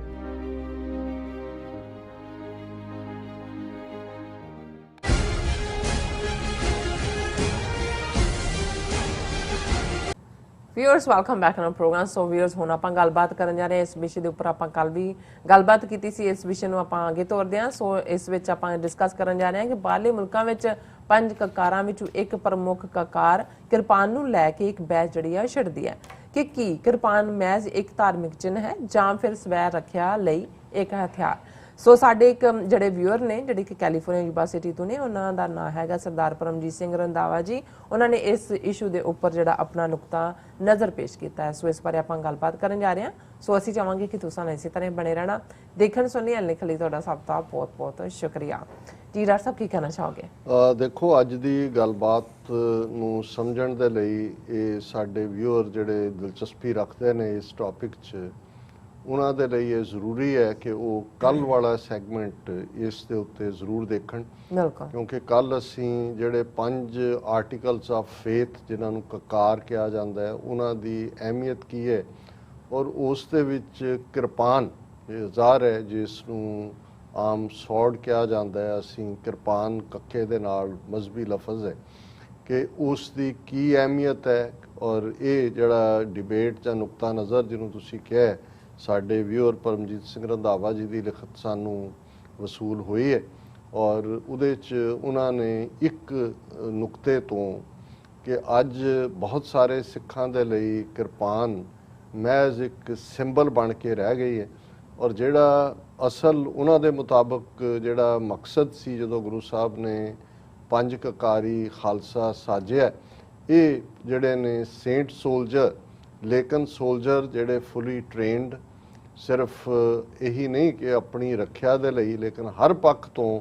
ਤਾਂ ਕਿ ਉਹ ਕਿਸੇ ਹੱਦ ਤੱਕ ਮੈਂਟਲੀ ਜਿਹੜਾ ਸੋਲਜਰ ਹੁੰਦਾ ਹੈ ਤਾਂ ਉਹਦਾ ਕੰਮ ਹੀ ਜਿਹੜਾ ਹੈ ਉਹ to the end, to the last breath and bullet ਲੜਨ ਦਾ ਹੁੰਦਾ। ਪਰ ਉਹਦੇ ਨਾਲ ਨਾਲ ਉਹਦੀ ਪ੍ਰੋਪਰ ਟ੍ਰੇਨਿੰਗ, ਘੋੜਸਵਾਰੀ, ਹਥਿਆਰ, ਉਹਨਾਂ ਦੀ ਵਰਤੋਂ। ਔਰ ਜਿਵੇਂ ਕੱਲ ਵੀ ਮੈਂ ਗੱਲ ਕੀਤੀ ਸੀ ਕਿ 10ਵੇਂ ਪਾਤਸ਼ਾਹ ਦਾ ਇਹ ਹੁਕਮ ਕਿ ਹਥਿਆਰ ਸਿੱਖ ਜਿੰਨੇ ਚੁੱਕ ਸਕਦਾ ਚੁੱਕੇ, ਔਰ ਮਿਨੀਮਮ 5 ਹਥਿਆਰਾਂ ਦੇ ਨਾਲ ਸੀ ਕਿ ਵੀ ਇਹ 5 ਹਥਿਆਰ ਬੰਨ ਕੇ ਦਰਸ਼ਨਾਂ ਲਈ ਆਉਣਾ। ਔਰ ਜ਼ਾਹਰ ਹੈ ਕਿ ਜਦੋਂ ਗਿਫਟਸ ਦੀ ਗੱਲ ਹੁੰਦੀ ਹੈ ਕਿ ਭਾਈ ਤੁਸੀਂ ਕੈਸ਼ ਆਫਰਿੰਗ ਨਹੀਂ ਚਾਹੀਦੀ, ਵਧੀਆ ਘੋੜਾ ਲਿਆਓ, ਵਧੀਆ ਸ਼ਸਤਰ ਲਿਆਓ। ਔਰ ਇਹੀ ਕਾਰਨ ਹੈ ਕਿ ਉਹ ਕਾਬਲ, ਕੰਧਾਰ ਤੱਕ ਦੀਆਂ ਜਿਹੜੀਆਂ ਸਿੱਖ ਸੰਗਤਾਂ ਸੀ ਉਸ ਵੇਲੇ, ਕਿਉਂਕਿ ਉੱਥੇ ਬੈਸਟ ਬਰੀਡ ਵਾਲੇ ਘੋੜੇ ਸੀ, ਉਹ ਜਦੋਂ ਆਉਂਦੀਆਂ ਸੀ ਤਾਂ ਉਹਨਾਂ ਦੇ ਲਈ ਇਹ ਸੀ ਕਿ ਗੁਰੂ ਸਾਹਿਬ ਬਹੁਤ ਖੁਸ਼ ਹੁੰਦੇ ਨੇ ਜਦੋਂ ਤੁਸੀਂ ਵਧੀਆ ਨਸਲ ਦੇ ਘੋੜੇ ਦਿੰਦੇ ਹੋ। ਔਰ ਜ਼ਾਹਰ ਹੈ ਕਿ ਘੋੜਾ ਉਸ ਪੀਰੀਅਡ ਦੇ ਵਿੱਚ ਤੁਹਾਡਾ ਬੈਸਟ ਸਾਥੀ ਵੀ ਹੈ ਜੰਗ ਦਾ। ਔਰ ਬਹੁਤ ਸਾਰੀਆਂ ਜੰਗਾਂ ਤਾਂ ਉਦੋਂ ਉੱਥੇ ਟ੍ਰੈਂਚ ਵਾਰਫੇਅਰ ਤਾਂ ਨਹੀਂ ਸੀ ਜਿਹੜੀ ਵੈਸਟਰਨ ਵਾਰਫੇਅਰ ਹੈ ਕਿ ਮੋਰਚੇ ਪੁੱਟੇ ਨੇ ਉਹਦੇ 'ਚ ਤੁਸੀਂ ਲੰਮੇ ਪੈ ਕੇ ਚਲਾ ਰਹੇ ਹੋ। ਘੋੜਸਵਾਰ ਹੀ ਸੀ, ਹਮਲਾਵਰ ਵੀ ਉਹਨਾਂ ਦੀ ਤਾਕਤ ਉਹੀ ਸੀ। ਔਰ ਜਿਹੜਾ ਅਲਟੀਮੇਟਲੀ ਤੁਹਾਡੀ ਗੁਰਿਲਾ ਜਿਹੜੀ ਲੜਾਈ ਹੈ ਉਹਦੇ 'ਚ ਵੀ ਤੁਸੀਂ ਕਿੰਨੇ ਜ਼ਬਰਦਸਤ ਘੋੜਸਵਾਰ ਹੋ, ਔਰ ਤੁਹਾਡੇ ਜਿਹੜਾ ਆਰਟ, ਤੁਹਾਨੂੰ ਕਿੰਨਾ ਵੈਪਨਸ ਤੁਸੀਂ ਇਸਤੇਮਾਲ ਕਰਦੇ ਹੋ। ਸੋ ਉਹਦੇ 'ਚ ਕਿਉਂਕਿ ਮੈਂ ਓਵਰਆਲ ਸਬਜੈਕਟ ਦਾ ਜਸਟ ਦਿੱਤਾ ਸੀ, ਪਰ ਜਿਵੇਂ ਉਹਨਾਂ ਨੇ ਬੜੀ ਖੂਬਸੂਰਤੀ ਦੇ ਨਾਲ ਲਿਖਿਆ, ਕਿਉਂਕਿ ਇਹ ਹਮੇਸ਼ਾ ਅਸੀਂ ਇਹ ਵੀ ਜ਼ਿਕਰ ਕੀਤਾ ਸੀ ਕਿ ਕਿਵੇਂ ਇੱਥੇ ਜਦੋਂ ਤੁਹਾਡੇ ਬੱਚੇ ਬੱਚੀਆਂ ਸਕੂਲਾਂ 'ਚ ਜਾਂ ਅੰਮ੍ਰਿਤਧਾਰੀ ਸਿੰਘ ਵਰਕ ਪਲੇਸ 'ਤੇ ਜਾਂਦੇ ਨੇ, ਉਹਨੂੰ ਲੈ ਕੇ ਜਿਹੜੇ ਕੇਸ ਲੜਦੇ ਨੇ, ਜਾ ਕੇ ਉਹਨਾਂ ਦੇ ਵਿੱਚ ਜਿਹੜੀਆਂ NGO, ਸਿੱਖ NGOs ਨੇ, ਅਸੀਂ ਉਹਨਾਂ ਦੇ ਯਤਨਾਂ ਦੀ ਹਮੇਸ਼ਾ ਸ਼ਲਾਘਾ ਕਰਦੇ ਹਾਂ ਕਿ ਭਾਈ ਉਹਨਾਂ ਨੇ ਘੱਟੋ ਘੱਟ ਉਸ ਨੂੰ, ਔਰ ਉਦੋਂ ਉਹ ਆਰਗੂਮੈਂਟ ਇਹੀ ਪ੍ਰੈਜ਼ੈਂਟ ਕਰਦੇ ਨੇ ਕਿ ਇਹ ਰਿਲੀਜੀਅਸ ਸਿੰਬਲ ਹੈ, ਵੈਪਨ ਨਹੀਂ। ਔਰ ਜਿਵੇਂ ਮੈਂ ਕਿਹਾ ਸੀ ਕਿ ਵੀ ਇੱਕ ਹੁੰਦਾ ਤੁਸੀਂ ਵਕਤੀ ਤੌਰ ਤੇ ਸਰਵਾਈਵਲ ਲਈ ਸਮਝੌਤਾ ਕਰਦੇ ਹੋ, ਪਰ ਇਹ ਸਮਝੌਤਾ ਜੇ ਲੰਬਾ ਵਕਤ ਰਹੇ, ਤੁਹਾਡੀ ਜ਼ਹਿਨੀਅਤ ਦੇ ਵਿੱਚ ਹੀ ਇਹ ਬਣ ਜਾਏ, ਫਿਰ ਉਹ ਸੱਚਮੁੱਚ ਹੀ ਸਿੰਬਲ ਬਣ ਕੇ ਰਹਿ ਜਾਏਗਾ। ਤੇ ਫਿਰ ਤੁਹਾਨੂੰ ਜਿਹੜਾ ਆਪਣੇ ਹੱਕਾਂ ਲਈ ਹਥਿਆਰਬੰਦ ਲੜਾਈ ਜਿਹੜੀ ਕਿ ਇੱਕ ਪਾਰਟ ਹੈ, ਪਾਰਟ ਹੀ ਨਹੀਂ, ਜਿਹੜੀ ਅਲਟੀਮੇਟ ਹੈ। ਔਰ ਜਦੋਂ ਗੁਰੂ ਸਾਹਿਬ ਨੇ ਫਰਮਾਇਆ ਕਿ ਸ਼੍ਰੀ ਮੁਖਵਾਕ ਭੰਨਿਓ ਗਰੀਬ ਨਿਵਾਜ਼ ਪਾਤਸ਼ਾਹੀ 10ਵੀਂ ਸ਼ਸਤਰਨ ਕੇ ਅਧੀਨ ਹੈ ਰਾਜ। ਔਰ ਇਸੇ ਦੀ ਫਿਰ ਇੰਟਰਪ੍ਰੀਟੇਸ਼ਨ ਜਦੋਂ ਅਸੀਂ ਕੋਟ ਕਰਦੇ ਹਾਂ ਕਿ ਕਉ ਕਿਸੇ ਕੋ ਰਾਜ ਨਾ ਦੇ ਹੈ ਜੋ ਲੈ ਹੈ ਨਿਜ ਬਲ ਸੇ ਲੈ। ਸੋ ਇਹ ਤੁਹਾਡੀ ਮੈਂਟਲ ਪ੍ਰੋਗਰਾਮਿੰਗ ਵੀ ਹੁੰਦੀ ਹੈ। ਤੇ ਜੇ ਤੁਸੀਂ ਮੈਂਟਲ ਪ੍ਰੋਗਰਾਮਿੰਗ 'ਚ ਉਹਨੂੰ ਸਿਰਫ ਇੱਕ ਸਿੰਬਲ, ਔਰ ਉਹ ਵੀ ਜਿਹੜਾ ਸਿਰਫ ਤੇ ਸਿਰਫ ਆਪਣੇ ਇੱਕ ਫਿਜ਼ੀਕਲ ਬੀਇੰਗ ਤੇ ਨਾਲ ਰੱਖਣ ਤੱਕ, ਔਰ ਉਹਦਾ ਜਿਹੜਾ ਮੈਸੇਜ ਹੈ ਉਹ ਜੇ ਗਵਾਚ ਜਾਏ ਤੇ ਜ਼ਾਹਰ ਹੈ। ਔਰ ਮੇਰਾ ਖਿਆਲ ਹੈ ਵੀ ਵੀਰ ਪਰਮਜੀਤ ਸਿੰਘ ਰੰਧਾਵਾ ਹੋਰਾਂ ਨੇ ਇਸ ਤੱਥ ਤੋਂ ਹੀ ਜਿਹੜਾ ਉਹ ਪਰਦਾ ਚੁੱਕਣ ਦੀ ਕੋਸ਼ਿਸ਼ ਕੀਤੀ ਹੈ ਕਿ ਹਕੀਕਤਨ ਗੁਰੂ ਸਾਹਿਬਾਨ ਦਾ ਮੈਸੇਜ ਕੀ ਸੀ ਤੇ ਅੱਜ ਉਹਨੂੰ ਕਿਵੇਂ ਅਸੀਂ ਜਿਹੜਾ ਸਿਰਫ ਸਿੰਬੋਲਿਜ਼ਮ ਦੇ ਵਿੱਚ ਬਦਲ ਦਿੱਤਾ ਹੈ। ਸੋ ਇਹ ਕੱਲ ਦੀ ਜਸਟ ਸੀ, ਔਰ ਉਹਦੇ 'ਚ ਉਹਨਾਂ ਨੇ ਸ਼ੁਰੂ ਇੱਥੋਂ ਕੀਤਾ ਕਿ without going into details of that historical day on April 13, 1699, which the historians have already described in numerous books, the focus of article is to delve deep into the mind of Guru Sahib and grasp what the Guru Sahib was trying to convey to the gathering. और ये उन्होंने इत्थों शुरुआत की थी। फिर उन्होंने कहा भी creation of Khalsa was primarily militaristic in nature, कि ज़ाहिर है कि फौजी रूप सी Khalsa, wearing of a dagger for personal protection, training in hand-to-hand combat, horse riding, use of various weapons available at the prevailing time were integral part of those who stepped forward to offer their head and partake Amrit। कि ਉਹੀ ਅੱਗੇ ਆਏ, ਉਹਨਾਂ ਨੇ ਅੰਮ੍ਰਿਤ ਦੇ ਲਈ ਆਪਣਾ ਜਿਹੜਾ ਉਹ ਇੱਛਾ ਜ਼ਾਹਰ ਕੀਤੀ, ਜਿਨ੍ਹਾਂ ਨੇ ਆਪਣੇ ਜਿਹੜੇ ਨੇ ਉਹ ਫੌਜੀ ਉਹ ਸਟਾਈਲ ਜਿਹਦੇ 'ਚ ਕਿ ਉਹਨਾਂ ਨੇ ਅਲਟੀਮੇਟਲੀ ਆਪਾ ਕੁਰਬਾਨ ਕਰਨਾ, ਔਰ ਉਹਦੇ 'ਚ ਪੂਰੀ ਟ੍ਰੇਨਿੰਗ ਉਹਨਾਂ ਦੇ ਕੋਲ ਹੈਂਡ ਟੂ ਹੈਂਡ ਕੰਬੈਟ ਹੈ, ਹਾਰਸ ਰਾਈਡਿੰਗ ਹੈ, ਔਰ ਅੱਡ-ਅੱਡ ਹਥਿਆਰਾਂ ਦੀ ਵਰਤੋਂ ਹੈ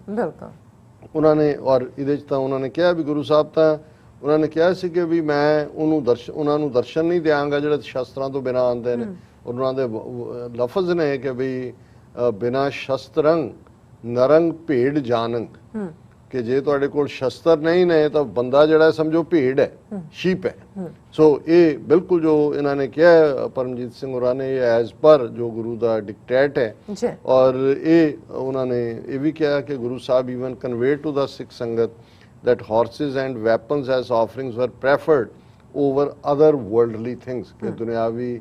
ਬਾਕੀ ਗਿਫਟਸ ਨਾਲੋਂ ਇਹ ਜ਼ਿਆਦਾ ਇੰਪੋਰਟੈਂਟ ਹੈ। ਫਿਰ ਉਹਨਾਂ ਦੀ ਲਿਖਤ ਦੇ ਵਿੱਚ ਮੈਂ ਆਲਰੇਡੀ ਜਿਹਦਾ ਜ਼ਿਕਰ ਕੀਤਾ ਹੀ ਹੈ, ਉਹਨਾਂ ਨੇ ਕਿਹਾ ਕਿ ਵੀ ਦੇਖੋ ਹੁਣ ਇੱਕ ਪਾਸੇ ਤਾਂ ਇਹ ਆਰਡੇਨ ਸੀ ਗੁਰੂ ਦਾ, ਗੁਰੂ ਨੇ ਆਰਡੇਨ ਕੀਤਾ, ਪਰ ਹਕੀਕਤਨ ਕੀ ਹੋਇਆ, ਉਹਨੇ ਕਿਹਾ ਵੀ ਹੁਣ ਸੰਤ ਜਰਨੈਲ ਸਿੰਘ ਖਾਲਸਾ ਪਿੰਡਾਂ ਵਾਲਿਆਂ ਦੀ ਕਾਲ ਦੇ ਉੱਤੇ ਉਹਨਾਂ ਨੇ ਕਿਹਾ ਜੀ ਮਰਜੀ ਵੜੇ, ਔਰ ਲੱਖ ਤੋਂ ਜ਼ਿਆਦਾ ਜਿਹੜੇ ਆ ਉਹਨਾਂ ਨੇ ਨਾਂ ਵੀ ਲਿਖਾ ਦਿੱਤੇ। ਪਰ ਜੇ ਅਸੀਂ ਹਕੀਕਤਨ ਦੇਖੀਏ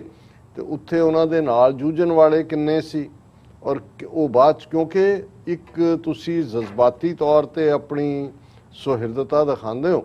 ਪਰ ਲੜਾਈ ਦਾ ਮਤਲਬ ਤਾਂ ਪੂਰੀ ਟ੍ਰੇਨਿੰਗ ਵੀ ਹੈ, ਤੁਹਾਡਾ ਫੌਜੀ ਕਰੈਕਟਰ, ਫੌਜੀ ਮਾਈਂਡਸੈਟ ਹੋਣਾ, ਤੇ ਫਿਰ ਜਿਹੜਾ ਤੁਹਾਡੇ ਕੋਲ ਲੋੜੀਂਦੇ ਹਥਿਆਰ ਹੋਣੇ। ਔਰ ਉਹਦੇ 'ਚ ਉਹਨਾਂ ਨੇ ਖਾਸ ਤੌਰ ਤੇ ਨਿਹੰਗ ਜ਼ਿਕਰ ਕੀਤਾ। ਉਹਨਾਂ ਨੇ ਕਿਹਾ ਜੀ ਠੀਕ ਹੈ, ਅੱਜ ਜਦੋਂ ਅਸੀਂ ਨਿਹੰਗਾਂ ਨੂੰ ਦੇਖਦੇ ਹਾਂ ਗੁਰੂ ਕੀਆਂ ਫੌਜਾਂ ਕਰਕੇ ਉਹਨਾਂ ਨੂੰ ਐਡਰੈਸ ਕੀਤਾ ਜਾਂਦਾ ਹੈ, ਪਰ ਉਹਨਾਂ ਨੇ ਕਿਹਾ ਵੀ cunning Hindu Brahmins are smart, intelligent and diplomats, ਇਹ ਤਿੰਨੋਂ ਹੀ ਨੇ।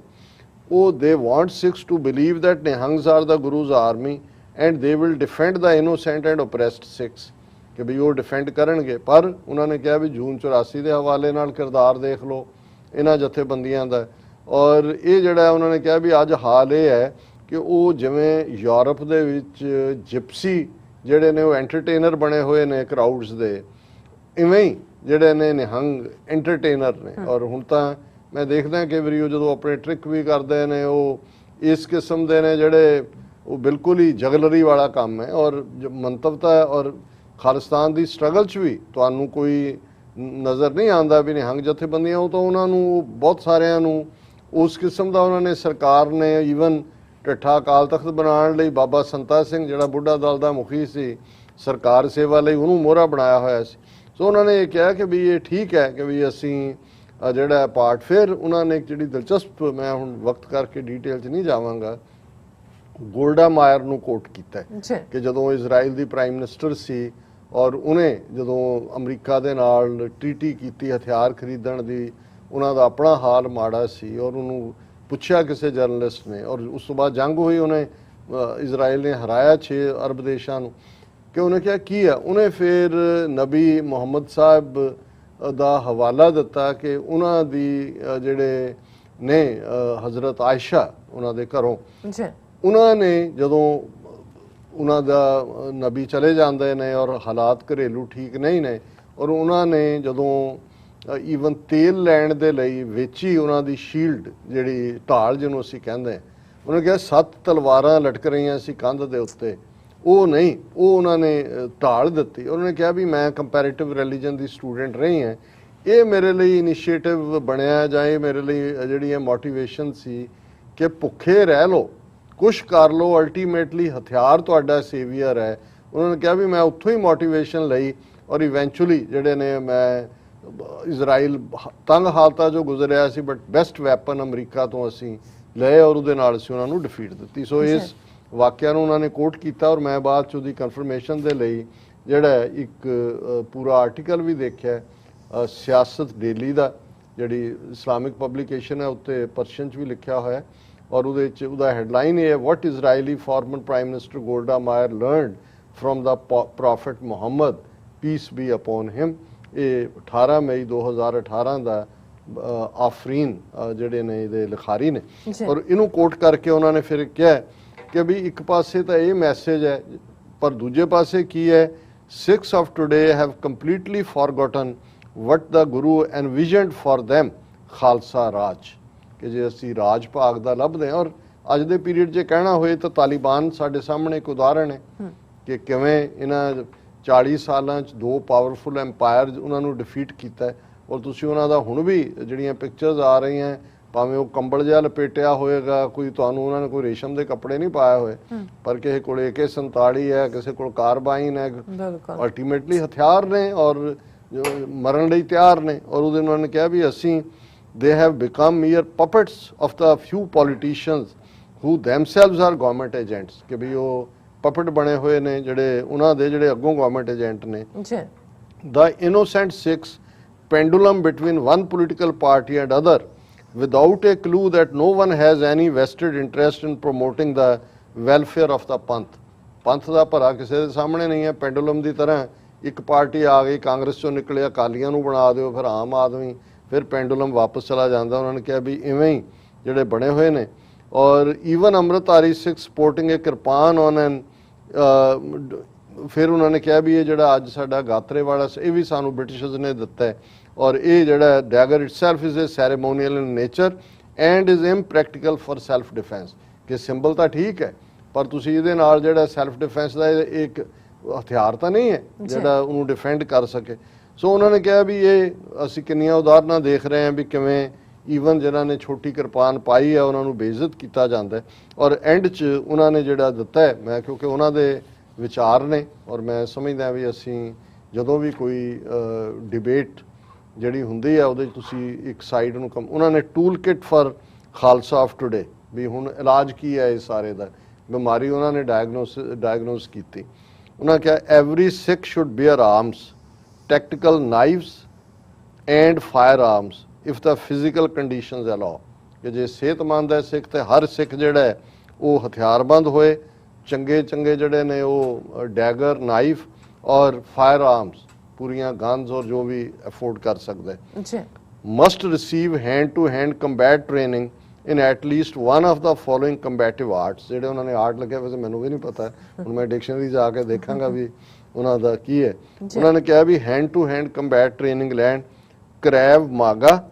ਔਰ ਸਿਸਟੈਮਾ ਇਹ ਜ਼ਾਹਰ ਹੈ ਕਿ ਜਿਹੜਾ ਇਹ ਕੰਬੈਟ ਦੇ ਲੇਟੈਸਟ ਸਟਾਈਲ ਹੋਣਗੇ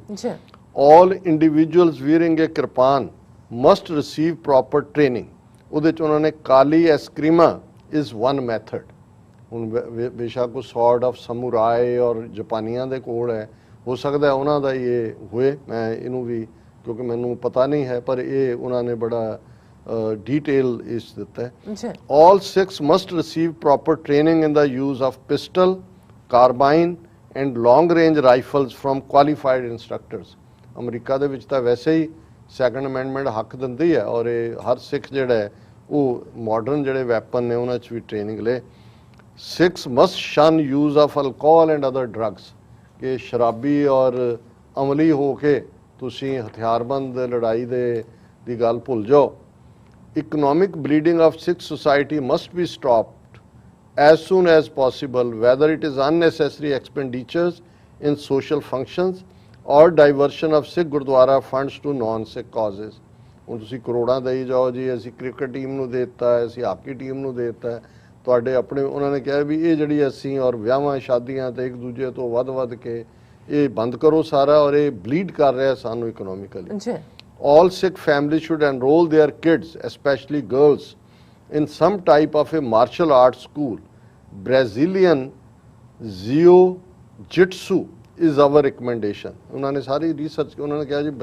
ਬੱਚਿਆਂ ਨੂੰ ਮਾਰਸ਼ਲ ਆਰਟਸ ਦੇ ਵਿੱਚ ਜਿਹੜਾ ਉਹ ਰਜਿਸਟਰ ਕਰੋ ਐਨਰੋਲ ਕਰੋ ਔਰ ਜਿਹੜੀ ਬ੍ਰਾਜ਼ੀਲੀਅਨ ਮਾਰਸ਼ਲ ਆਰਟ ਹੈ ਜ਼ਿਓ ਜਿਟਸੂ ਇਹ ਉਹਨਾਂ ਨੇ ਰਿਕਮੈਂਡ ਕੀਤੀ ਹੈ get educated with Sikh history and follow the teachings of Guru Granth Sahib for spiritual enlightenment and to defend against any social indoctrination efforts by various enemy forces trying to eliminate the sovereign Sikh identity ਇਹ ਠੀਕ ਹੈ ਕਿ in the end spiritually get educated history ਕਿ ਸਾਡਾ ਕੀ ਅਸੀਂ ਕੀ ਸੀ ਅੱਜ ਸਾਨੂੰ ਕੀ ਬਣਾ ਦਿੱਤਾ ਹੈ ਔਰ ਸਪਿਰਿਚੁਅਲਿਟੀ ਗੁਰੂ ਗ੍ਰੰਥ ਸਾਹਿਬ ਜਿਹੜੇ ਸਾਡੇ ਸਭ ਸਿੱਖਣ ਕੋ ਹੁਕਮ ਹੈ ਗੁਰੂ ਮਾਨਿਓ ਗ੍ਰੰਥ ਔਰ ਉਹਨਾਂ ਨੇ ਕਿਹਾ ਕਿ ਭਾਈ ਜਦੋਂ ਤੁਸੀਂ ਮਾਨਸਿਕ ਤੌਰ ਤੇ ਵੀ ਫਿਰ ਇਹ ਜਿਹੜੀਆਂ ਅੱਜ ਸੋਸ਼ਲ ਇੰਡੋਕਟ੍ਰੀਨੇਸ਼ਨ ਔਰ ਐਨਮੀ ਫੋਰਸਿਸ ਜਿਹੜੀਆਂ ਨੇ ਉਹ ਸੋਵਰਨ ਸਿੱਖ ਆਈਡੈਂਟੀਟੀ ਨੂੰ ਐਲੀਮੀਨੇਟ ਕਰਨ ਤੇ ਲੱਗੀਆਂ ਹੋਈਆਂ ਨੇ ਉਹਨਾਂ ਤੋਂ ਤੁਸੀਂ ਆਪਣੇ ਆਪ ਨੂੰ ਬਚਾ ਸਕਦੇ ਹੋ ਸੋ ਅਸੀਂ ਵੀਰ ਪਰਮਜੀਤ ਸਿੰਘ ਰੰਧਾਵਾ ਹੋਰਾਂ ਦਾ ਬਹੁਤ ਸ਼ੁਕਰੀਆ ਅਦਾ ਕਰਦੇ ਔਰ ਅਸੀਂ ਇਹ ਵੈਲਕਮ ਕਰਾਂਗੇ ਜੇ ਕੋਈ ਆਪੋਜ਼ਿਟ ਜਾਂ ਈਵਨ ਇਸੇ ਲਾਈਨ ਦੇ ਉੱਤੇ ਕੋਈ ਹੋਰ ਵਿਊ ਪੁਆਇੰਟ ਵੀ ਕੋਈ ਸਾਡੇ ਵੀਰ ਭੈਣ ਦੇ ਤੇ ਅਸੀਂ ਉਸ ਨੂੰ ਐਪਰੀਸ਼ੀਏਟ ਕਰਾਂਗੇ ਜੀ ਰਾਜ ਸਾਹਿਬ ਤੁਹਾਡਾ ਬਹੁਤ ਬਹੁਤ ਸ਼ੁਕਰੀਆ ਸੋ ਇੱਥੇ ਲੈਣੇ ਬ੍ਰੇਕ ਵਿਊਅਰਸ ਤੁਸੀਂ ਕਿਤੇ ਨਹੀਂ ਜਾਣਾ ਮਿਲਦੇ ਹਾਂ after this short break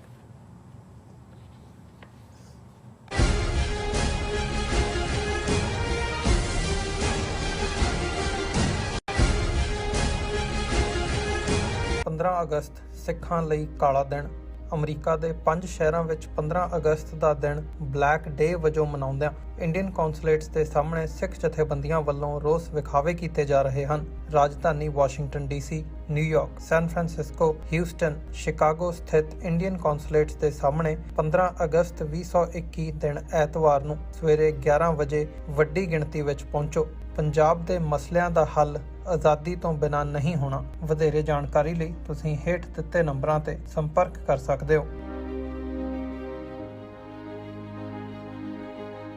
United Sikhs ਅਤੇ food bank for New York city ਵੱਲੋਂ ਨਿਊਯਾਰਕ ਸਿਟੀ ਵਿੱਚ ਹਰ ਮਹੀਨੇ ਕੀਤੀ ਜਾਂਦੀ ਭੋਜਨ ਸੇਵਾ 'ਚ ਸਾਥ ਦੇਵੋ। ਲੋੜਵੰਦਾਂ ਨੂੰ ਤਾਜ਼ਾ ਭੋਜਨ, ਪ੍ਰੋਟੀਨ ਅਤੇ ਲੰਮੇ ਸਮੇਂ ਤੱਕ ਵਰਤਿਆ ਜਾਣ ਵਾਲਾ ਭੋਜਨ ਵੰਡਿਆ ਜਾਂਦਾ ਹੈ। ਇਸ ਸ਼ਨੀਵਾਰ 14 ਅਗਸਤ ਵਾਲੇ ਦਿਨ ਦੁਪਹਿਰ 12 ਵਜੇ ਤੋਂ 2 ਵਜੇ ਤੱਕ ਗੁਰਦੁਆਰਾ ਸਿੱਖ ਸੈਂਟਰ ਆਫ ਨਿਊਯਾਰਕ ਵਿਖੇ ਪਹੁੰਚੋ। ਨਿਊਯਾਰਕ ਸ਼ਹਿਰ ਵਿੱਚ ਵਸਦੇ ਪਰਿਵਾਰਾਂ ਲਈ ਇਸ ਪ੍ਰੋਗਰਾਮ ਦਾ ਖੁੱਲ੍ਹਾ ਸੱਦਾ ਹੈ। ਇਹਨਾਂ ਖਾਸ ਗੱਲਾਂ ਦਾ ਖਾਸ ਧਿਆਨ ਰੱਖੋ। ਗਰਮ ਕੱਪੜੇ ਅਤੇ ਮਾਸਕ ਪਾਓ। ਆਪਣਾ ਕਾਰਟ ਅਤੇ ਫਾਲਤੂ ਬੈਗ ਨਾਲ ਲੈ ਕੇ ਆਓ। ਇੱਕ ਦੂਜੇ ਤੋਂ 6 ਫੁੱਟ ਦੀ ਦੂਰੀ ਬਣਾਈ ਰੱਖੋ। ਇਸ ਸੇਵਾ ਵਿੱਚ ਸਹਿਯੋਗ ਦੇਣ ਲਈ ਯੂਨਾਈਟਿਡ ਸਿੱਖਸ ਨਾਲ ਇਸ ਨੰਬਰ ਤੇ ਸੰਪਰਕ ਕਰੋ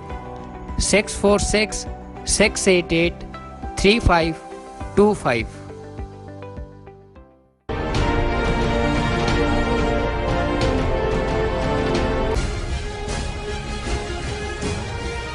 ਦਰਸ਼ਕੋ, ਬ੍ਰੇਕ ਤੋਂ ਬਾਅਦ ਤੁਹਾਨੂੰ ਆਪਾਂ ਸਭ ਨੂੰ ਜੀ ਆਇਆਂ ਕਹਿੰਦੇ ਆ। ਸੋ ਹੁਣ ਆਪਾਂ ਗੱਲਬਾਤ ਕਰਨ ਜਾ ਰਹੇ ਹਾਂ ਕਿ ਅਫਗਾਨਿਸਤਾਨ ਵਿੱਚ ਤਾਲਿਬਾਨ ਦੀ ਧਾਕ ਨੇ ਮੋਦੀ ਸਰਕਾਰ ਨੂੰ ਜ਼ਬਰਦਸਤ ਕੰਬਣੀ ਛੇੜੀ ਹੋਈ ਹੈ। ਉਹਨਾਂ ਦਾ ਗੁਰਦੀ ਮੀਡੀਆ ਵੀ ਹੁਣ ਖੌਫਜ਼ਦਾ ਹੈ। ਸਰਕਾਰੀ ਹਲਕਿਆਂ ਵਿੱਚ ਇਹ ਡਰ ਜ਼ਾਹਿਰ ਕੀਤਾ ਜਾ ਰਿਹਾ ਹੈ ਕਿ ਅਫਗਾਨਿਸਤਾਨ ਦੇ ਪੂਰੀ ਤਰ੍ਹਾਂ ਤਾਲਿਬਾਨ ਦਾ ਕਬਜ਼ਾ ਹੋ ਜਾਣ ਤੋਂ ਬਾਅਦ ਉਹਨਾਂ ਦੇ ਗੁਰੀਲੇ ਕਸ਼ਮੀਰ ਵਾਦੀ ਵਿੱਚ ਰੁਕ ਕਰ ਸਕਦੇ ਹਨ। ਸੋ ਇਸ ਬਾਰੇ ਆਪਾਂ ਗੱਲਬਾਤ ਕਰਨ ਜਾ ਰਹੇ ਹਾਂ। ਸੋ ਅਸੀਂ ਚਾਹਾਂਗੇ ਕਿ ਤੁਸੀਂ ਸਾਨੂੰ ਇਸੇ ਤਰ੍ਹਾਂ ਬਣੇ ਰਹਿਣਾ, ਦੇਖਣ ਸੁਣਨ ਲਈ ਐਂਡ ਲਿਖਣ ਲਈ ਤੁਹਾਡਾ ਸਭ ਦਾ ਬਹੁਤ ਬਹੁਤ ਸ਼ੁਕਰੀਆ ਜੀ। ਡਾਕਟਰ ਸਾਹਿਬ, ਕੀ ਵਿਚਾਰ ਨੇ? ਦੇਖੋ, ਉਹ ਗੱਲ ਤਾਂ ਕਦੇ ਹੁੰਦੀ ਸੀ ਕਿ ਵੀ ਸੁਨਿਆਰ ਦੀ ਜਿਹੜੀ ਝਾਂਜਰ ਕਿਤੇ ਘੜੀ ਤੇ ਕਹਿੰਦਾ ਸੀ ਵੀ ਧਮਕ ਜਲੰਧਰ ਪੈਂਦੀ। ਸੋ ਹੁਣ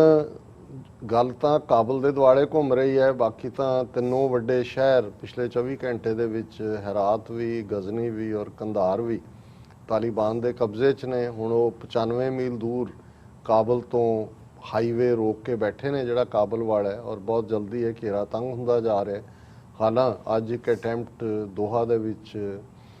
ਹੋਏਗਾ ਕਿ ਜਿਹਦੇ 'ਚ ਅਫਗਾਨਿਸਤਾਨ ਹਕੂਮਤ ਨੇ ਕੋਈ ਪੀਸ ਆਫਰ ਦਿੱਤੀ ਹੈ ਕਿ ਜੀ ਪੀਸ ਗਵਰਨਮੈਂਟ ਬਣਾ ਲਈਏ, ਔਰ ਜੇ ਤਾਂ ਕੋਈ ਜਿਹੜਾ ਉਹ ਪੀਸਫੁਲੀ ਗੱਲ ਨਿਬੜ ਜਾਂਦੀ ਹੈ। ਅਦਰਵਾਈਜ਼ ਜਿਹੜਾ ਫਾਲ ਆਫ ਕਾਬੁਲ ਇਹੀ ਨਹੀਂ, ਇਮੀਨੈਂਟ ਹੈ। ਅਸੀਂ ਕੱਲ ਕਿਹਾ ਸੀ ਇਮੀਨੈਂਟ ਅੰਗਰੇਜ਼ੀ ਦਾ ਲਫ਼ਜ਼ ਹੁੰਦਾ, ਬਹੁਤ ਕਰੀਬ ਹੈ, ਪਰ ਹੁਣ ਤਾਂ ਐਂ ਲੱਗਦਾ ਹੈ ਕਿ ਵੀ ਇਹ ਕਿਸੇ ਪਲ ਵੀ ਹੋ ਸਕਦਾ ਔਰ ਅਦਰਵਾਈਜ਼ ਇਹ ਬੜਾ ਖੂਨਰੇਜ਼ੀ, ਖੂਨ ਖਰਾਬੇ ਵਾਲੀ ਗੱਲ ਹੋਏਗੀ। ਹੁਣ ਧਮਕ ਜਲੰਧਰ ਪੈਂਦੇ ਨਹੀਂ, ਧਮਕ ਦਿੱਲੀ ਪੈਂਦੀ, ਕਾਬਲ ਦੀ। ਹੁਣ ਇਹ ਹੈ ਕਿ ਵੀ ਕਿਵੇਂ ਭਾਰਤੀ ਹਕੂਮਤ ਨੇ, ਜਿਹਨੇ ਆਪਣੀਆਂ ਲਾਈਜ਼ ਦੇ ਉੱਤੇ ਬਿਲੀਵ ਕੀਤਾ, ਆਪਣੇ ਝੂਠ ਤੇ, ਔਰ ਉਹ ਇਹ ਸਮਝਦੇ ਸੀ ਕਿ ਵੀ ਹੁਣ ਅਸੀਂ ਅਮਰੀਕਾ ਦੇ ਜਹਾਜ਼ ਤੇ ਚੜ੍ਹ ਗਏ। ਟਰੰਪ ਐਡਮਿਨਿਸਟ੍ਰੇਸ਼ਨ ਦੇ ਵੇਲੇ ਮੋਦੀ ਦਾ ਮਾਈ ਫਰੈਂਡ, ਔਰ ਇਧਰ ਵੀ ਜਦੋਂ ਰੌਡੀ ਮੋਡੀ ਹਿਊਸਟਨ ਦੇ ਵਿੱਚ ਉਹ ਬਾਂਹ ਉਹਦੀ ਫੜ ਕੇ ਉੱਚੀ ਕਰ ਰਿਹਾ, ਉਹਦੀ ਕਰ ਰਿਹਾ। ਔਰ ਟਰੰਪ ਵੀ ਇੱਥੇ ਕਹਿ ਕੇ ਕਿ ਜੀ ਮੈਂ ਜਿੱਥੇ ਚੱਲਿਆ ਉੱਥੇ 60 ਲੱਖ ਲੋਕਾਂ ਨੇ ਮੈਨੂੰ ਸੁਣਨ ਆਉਣਾ, ਉਹ ਵੀ ਉੱਥੇ ਅਹਿਮਦਾਬਾਦ ਪਹੁੰਚ ਗਿਆ। ਔਰ ਗਾਂਧੀ ਨਗਰ ਔਰ ਦੂਜੇ ਉਹਨੇ ਵੀ ਮੋਦੀ ਦੀ ਬਾਂਹ ਉੱਚੀ ਕਰਕੇ ਕਿ ਮਾਈ ਫਰੈਂਡ। ਔਰ ਬਿਲਕੁਲ ਜਿਹੜਾ ਬੇਸ਼ਰਮੀ ਨਾਲ ਜਦੋਂ ਅਜੇ ਟਰੰਪ ਦਿੱਲੀ ਦੇ ਵਿੱਚ ਸੀ, ਔਰ ਕਿਵੇਂ ਦਿੱਲੀ ਦੇ ਉਹ ਜਦੋਂ ਡਿਨਰ ਕਰ ਰਿਹਾ ਔਰ ਦਿੱਲੀ 'ਚ ਮੁਸਲਮਾਨਾਂ ਨੂੰ ਮਾਰਿਆ ਜਾ ਰਿਹਾ, ਉਹਨੂੰ ਰਾਈਟਿੰਗ ਦਾ ਨਾਂ ਦਿੱਤਾ ਗਿਆ। ਔਰ ਉਸ ਸਾਰੇ ਪੀਰੀਅਡ 'ਚ ਇੱਕ ਪਾਸੇ ਕੋਵਿਡ ਸਪਰੈਡ ਹੋ ਰਿਹਾ ਸੀ, ਔਰ ਇਧਰ ਜਿਹੜਾ ਹੈ ਉਹ ਪੂਰਾ ਥਾਪੜਾ ਲੈ ਰਿਹਾ ਸੀ ਮੋਦੀ ਜਿਹੜਾ ਟਰੰਪ ਦਾ। ਔਰ ਉਸ ਦਾ ਅਸੀਂ ਨਤੀਜਾ ਉਸ ਤੋਂ ਪਹਿਲਾਂ ਦੇਖ ਹੀ ਚੁੱਕੇ ਹਾਂ ਕਿ ਉਹ ਥਾਪੜਾ ਪਹਿਲਾਂ ਹਿਊਸਟਨ ਤੋਂ ਲੈ ਕੇ ਗਿਆ ਮੋਦੀ, ਔਰ ਉਸ ਤੋਂ ਪਹਿਲਾਂ DC 'ਚ ਵੀ। ਔਰ 5 ਅਗਸਤ 2019 ਨੂੰ ਆਈਨੀ ਗੁੰਡਾਗਰਦੀ ਕਰਕੇ ਕਸ਼ਮੀਰ ਦਾ, ਜੰਮੂ ਕਸ਼ਮੀਰ ਦਾ ਵਜੂਦ ਹੀ ਮਿਟਾ ਦਿੱਤਾ ਗਿਆ ਸੂਬੇ ਦੇ ਤੌਰ ਤੇ ਵੀ। ਔਰ ਆਰਟੀਕਲ 370 ਔਰ 35A ਜਿਹੜਾ ਉਹਨਾਂ ਦੀ ਕਨਸਟੀਟਿਊਸ਼ਨਲ ਕਮਿਟਮੈਂਟ ਸੀ, ਉਸ ਨੂੰ ਵੀ ਉਹਨਾਂ ਨੇ ਇੱਕ ਕਾਗਜ਼ ਅਮਿਤ ਸ਼ਾਹ ਫੜ ਕੇ ਆਂਦਾ ਹੈ ਔਰ ਕੁਝ ਮਿੰਟਾਂ ਦੇ ਵਿੱਚ ਰਾਜ ਸਭਾ ਦੇ ਵਿੱਚ ਉਹ ਸਾਰਾ ਹੀ ਕੰਮ ਕਸ਼ਮੀਰ ਦਾ ਮੁਕਾ ਦਿੱਤਾ ਜਾਂਦਾ ਹੈ। ਔਰ ਉਦੋਂ ਵੀ ਅਸੀਂ ਜਦੋਂ ਲਫ਼ਜ਼ ਆਈਨੀ ਗੁੰਡਾਗਰਦੀ ਕਿਹਾ, ਹਾਲਾਂ ਇੱਕ ਦੋ ਮੇਰੇ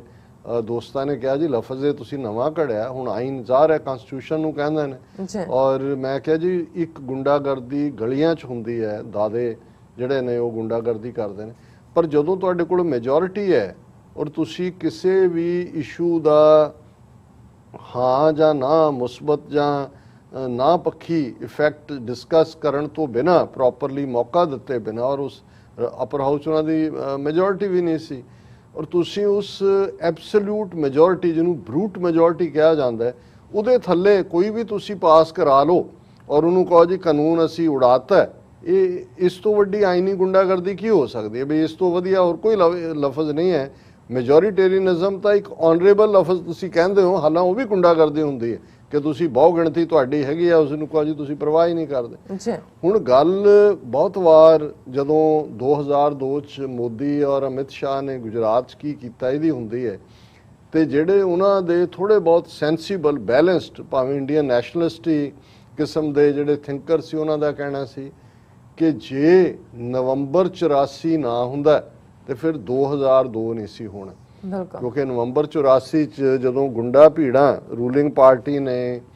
ਸਟਰੀਟਸ ਦੇ ਉੱਤੇ ਛੱਡੀਆਂ ਔਰ ਸਿੱਖਾਂ ਦੀ ਨਸਲਕੁਸ਼ੀ ਕੀਤੀ ਔਰ ਫਿਰ ਕਿਸੇ ਦੀ ਅਕਾਊਂਟੇਬਿਲਟੀ ਨਹੀਂ ਹੋਈ, ਤੇ ਉਹਦਾ ਨਤੀਜਾ ਹੋਇਆ ਕਿ ਫਿਰ ਉਹਨਾਂ ਨੂੰ ਬੀਜੇਪੀ ਨੂੰ ਵੀ ਲੱਗਾ ਕਿ ਬਈ ਹੁਣ ਜੇ ਇੰਦਰਾ ਗਾਂਧੀ ਮਾਰ ਕੇ ਹਜ਼ਾਰਾਂ ਸਿੱਖਾਂ ਨੂੰ ਜਿਹੜਾ ਉਹ ਘੱਲੂਕਾਰਾ 84 ਕਰਕੇ ਫੇਮਸ ਬਣ ਸਕਦੀ ਹੈ, ਤੇ ਉਹਦਾ ਮੁੰਡਾ ਜਿਹੜਾ ਹਜ਼ਾਰਾਂ ਸਿੱਖਾਂ ਨੂੰ ਨਵੰਬਰ 84 ਚ ਮਾਰ ਕੇ ਉਹ 2/3 ਜਿਹੜੀ ਹੈ ਮੈਜੋਰਿਟੀ ਪਾਰਲੀਮੈਂਟ 'ਚ ਲਿਜਾ ਸਕਦਾ, ਤਾਂ ਅਸੀਂ ਮੁਸਲਮਾਨਾਂ ਨੂੰ ਮਾਰ ਕੇ, ਔਰ ਇਹ ਪੈਟਰਨ ਐਸਟੈਬਲਿਸ਼ ਹੋ ਗਏ। ਹੁਣ ਅੱਜ ਜਦੋਂ ਤੁਸੀਂ ਅੱਜ ਭਾਰਤੀ ਮੀਡੀਆ ਦਾ ਦੇਖੋ ਕਿ ਵੀ ਕੱਲ ਰਾਜ ਸਭਾ ਦੇ ਵਿੱਚ ਕੀ ਹੋਇਆ ਕਿ ਕਿਵੇਂ ਇਹਨਾਂ ਨੇ ਇੰਸ਼ੋਰੈਂਸ ਰਿਲੇਟਡ ਔਰ ਆਲਰੇਡੀ 28 ਕਾਨੂੰਨ 10 ਮਿੰਟ ਦੇ ਵਿੱਚ 28 ਬਿੱਲ ਕਾਨੂੰਨ ਬਣਾ ਦਿੱਤੇ,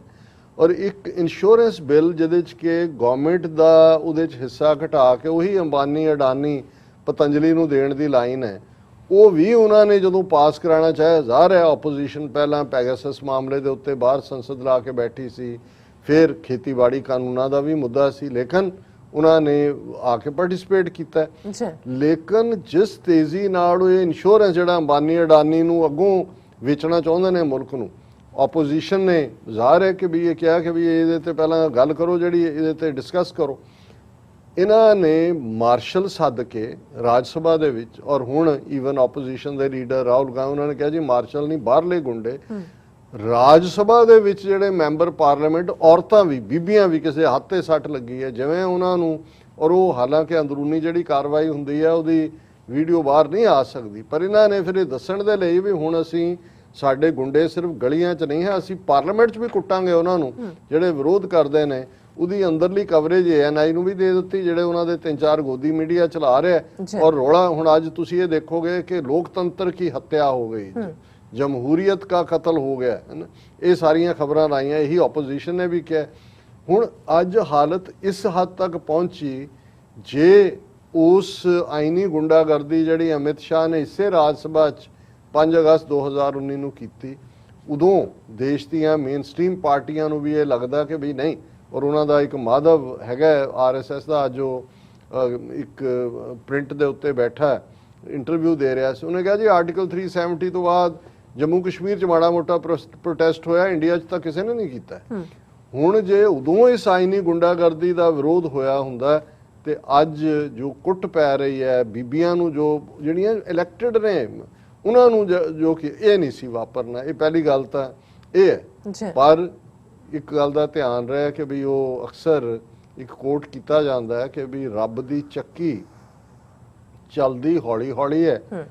ਪਰ ਪੀਂਦੀ ਬੜਾ ਬਰੀਕ ਹੈ, ਉਹ ਪੀਸਦੀ ਬੜਾ ਬਰੀਕ ਹੈ। ਹੁਣ ਉਹ ਚੱਕੀ ਚੱਲ ਰਹੀ, 5 ਅਗਸਤ 2019 ਦੀ ਗੁੰਡਾਗਰਦੀ ਕਰਕੇ ਕਸ਼ਮੀਰ ਓਪਨ ਜੇਲ੍ਹ ਚੱਲ ਰਿਹਾ। ਫਿਰ ਉਹਨੇ ਕਿਹਾ ਜੀ ਜ਼ਖਮਾਂ ਤੇ ਹੋਰ ਲੂਣ ਭੁੱਖੋ। 5 ਅਗਸਤ 2020 ਨੂੰ ਉਹਨੇ ਕਿਹਾ ਜੀ ਰਾਮ ਮੰਦਰ, ਉਹਦਾ ਸ਼ਿਲਾਨਿਆਸ ਮੋਦੀ ਨੇ ਕਰਨਾ, ਉਹਨੂੰ ਆਪਣਾ ਹੀ ਮੰਦਰ ਬਣਾ ਰਿਹਾ, ਉਹ ਕਰ ਰਿਹਾ। ਹੁਣ ਵੀ ਤੁਸੀਂ ਇਹਨਾਂ ਦਾ ਹੰਕਾਰਿਆਪਨ ਦੇਖੋ, ਕਿ ਈਵਨ ਹੁਣ ਜਦੋਂ ਅਗਸਤ ਆਇਆ ਉਹ ਮੋਦੀ ਕਹਿ ਰਿਹਾ ਦੇਖੋ ਸੈਲੀਬ੍ਰੇਟਰੀ ਸਪਿਰਿਟ, ਉਹਨੂੰ ਟੋਕੀਓ 'ਚ ਜਿਹੜੇ ਮਾੜਾ ਮੋਟਾ ਵਿਚਾਰੇ ਸਪੋਰਟਸਮੈਨ ਨੇ ਮਿਹਨਤ ਉਹਨੂੰ ਵੀ ਉਹਦੇ ਨਾਲ ਜੋੜਿਆ। ਪਰ ਅੱਜ ਤੁਸੀਂ ਹੁਣ ਸਾਰਾ ਦੇਖੋ ਇਹਨਾਂ ਦਿਨਾਂ 'ਚ, ਕਿਉਂਕਿ ਇਹਨਾਂ ਨੂੰ ਲੱਗਦਾ ਸੀ ਅਮਰੀਕਾ ਵੀ ਹੈ, ਭਾਵੇਂ ਅਮਰੀਕਾ ਨੇ ਕਿਹਾ ਫੌਜ ਕੱਢ ਲਾਂਗੇ, 3 ਲੱਖ ਫੌਜ ਅਫਗਾਨਿਸਤਾਨ 'ਚ ਹੈ, ਟ੍ਰੇਨਡ ਅਸੀਂ ਉਹਨਾਂ ਨੂੰ ਪੂਨੇ ਵੀ ਕਰ ਰਹੇ ਹਾਂ, ਉਹ ਅਸ਼ਰਫ ਗਨੀ ਦਾ ਡੇਰਾ ਇੱਥੇ ਵੀ ਲਵਾਇਆ ਹੋਇਆ ਉਹਨਾਂ ਦੀ ਏਜੰਸੀ। ਪਰ ਹੁਣ ਜਿਸ ਤੇਜ਼ੀ ਦੇ ਨਾਲ ਅਫਗਾਨਿਸਤਾਨ ਦੇ ਵੱਡੇ ਸਿਟੀਜ਼ ਫਾਲ ਹੋਏ ਔਰ ਉਹਨਾਂ ਨੂੰ ਲੱਗਦਾ ਹੈ ਕਿ ਵੀ ਇਹ ਫਾਲ ਆਫ ਕਾਬਲ ਜਿਹੜਾ ਹੈ ਉਹ ਇਨਐਵਿਟੇਬਲ ਹੈ। ਔਰ ਹੁਣ ਤੁਸੀਂ, ਮੈਂ ਅੱਜ ਹੀ ਉਹਨਾਂ ਦੇ ਕਈ ਚੈਨਲਸ ਦੇ ਉੱਤੇ ਦੇਖ ਰਿਹਾ ਸੀ, ਹਕੂਮਤ ਦਾ ਪਾਰਟ ਦੇਖ ਰਿਹਾ ਸੀ ਉਹਨਾਂ ਅਦਾਰਿਆਂ 'ਚ, ਕਿ ਵੀ ਇਹ ਤਾਂ ਬਹੁਤ ਖਤਰੇ की बात, बहुत खतरे की बात, अब तालिबान अफगानिस्तान में वो कश्मीर में भी आएंगे और ये सारा बदल गया, पाकिस्तान और मजबूत हो, ਉਹ ਆਪਣੇ ਫਿਕਰਾਂ 'ਚ ਪਏ ਨੇ। ਹੁਣ ਇਸੇ ਕੰਟੈਕਸਟ ਦੇ ਚੱਲਦੇ ਆ, ਮੈਂ ਅੱਜ ਸਟੇਟਮੈਂਟ ਦੇਖ ਰਿਹਾ, ਇਹ ਹਾਲਾਂ ਅਟਲ ਬਿਹਾਰੀ ਵਾਜਪਾਈ ਦੇ ਵੇਲੇ ਯਸ਼ਵੰਤ ਸਿਨਹਾ ਫੋਰਨ ਮਿਨਿਸਟਰ ਵੀ ਰਿਹਾ, ਫਾਈਨੈਂਸ ਮਿਨਿਸਟਰ ਵੀ ਰਿਹਾ, ਔਰ ਉਹਦੀ ਪਬਲਿਕ ਸਟੇਟਮੈਂਟ ਹੈ, prime minister must announce restoration of Jammu and Kashmir statehood on Independence Day, says ਰਾਸ਼ਟਰ ਮੰਚ। ਹੁਣ ਇਹਨੇ ਸ਼ਤਰੂਘਨ ਸਿਨਹਾ ਔਰ ਇੱਕ ਦੋ ਹੋਰ ਨੇ ਮਿਲ ਕੇ ਇਹ ਆਪਣਾ ਅਲੱਗ ਰਾਸ਼ਟਰ ਮੰਚ ਬਣਾਇਆ ਹੋਇਆ, ਔਰ ਉਹਨੇ ਕਿਹਾ ਕਿ ਵੀ ਇਹ the center's decision to revoke special status of Kashmir was taken without any consultation with the people and with their elected representatives, ਕਿ ਵੀ ਪਹਿਲਾ ਫੈਸਲਾ ਤੁਸੀਂ ਕਰ ਲਿਆ ਸੀ ਉਹ ਬਿਨਾਂ ਲੋਕਾਂ ਦੀ ਰਾਏ ਲਏ। ਪਰ ਹੁਣ ਉਹਨੇ ਕਿਹਾ ਕਿ prime minister Narendra Modi must announce restoration of full statehood to Jammu and Kashmir in his Independence Day speech, ਕਿ ਜਿਹੜੀ 15 ਅਗਸਤ ਨੂੰ ਉਹਨੇ ਸਪੀਚ ਕਰਨੀ ਹੈ ਉਹਦੇ 'ਚੋਂ ਐਲਾਨ ਕਰੇ ਕਿ ਅਸੀਂ ਜੰਮੂ ਕਸ਼ਮੀਰ ਦਾ ਸਟੇਟਹੁੱਡ ਵਾਪਸ ਕਰ ਰਹੇ ਹਾਂ। ਹੁਣ ਇਹ ਦੱਸ ਰਿਹਾ ਹੈ ਕਿ ਵੀ ਕਰੰਟ ਕੀ ਚੱਲ ਰਿਹਾ ਹੈ। ਇਸੇ ਤਰ੍ਹਾਂ ਅਭਿਸਾਰ ਗੁਪਤਾ, ਅਭਿਸਾਰ ਸ਼ਰਮਾ ਬਹੁਤ ਵੱਡਾ, ਉਹ ਪਹਿਲਾਂ ਜਰਨਲਿਸਟ ਸੀ, ਹੁਣ ਆਪਣਾ YouTube ਚੈਨਲ ਚਲਾ ਰਹੇ ਨੇ, उन्हें पूरा आज 15 मिनट का कि अब ये भी खतरा है, देखो तालिबान ने उसको मारा, जर्नलिस्ट को मार दिया था, भारत के लिए बड़ा खतरा कश्मीर में भी, और ये वो पूरा अब घबराने की बात, क्या प्रबंध होगा। यानी ये है भी जिन्हों तुसी कहो कि भी एक वेव ऑफ फियर और कश्मीरियां दी रेजिस्टेंस। हुण एक पासे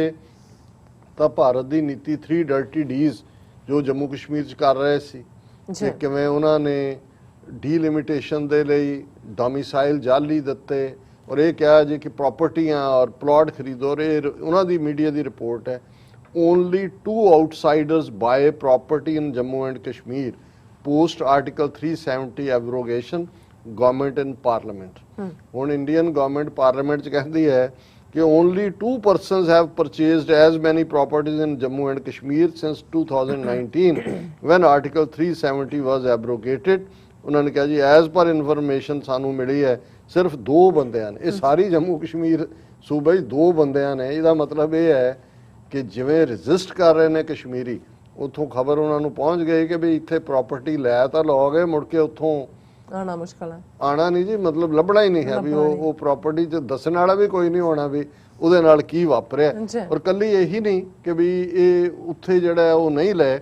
ਈਵਨ ਇਹਨਾਂ ਦੀ ਮੰਤਰੀ ਮਿਨਿਸਟਰ ਹੈ ਮੋਦੀ ਗਵਰਨਮੈਂਟ ਦੇ ਵਿੱਚ ਮੀਨਾਕਸ਼ੀ ਲੇਖੀ,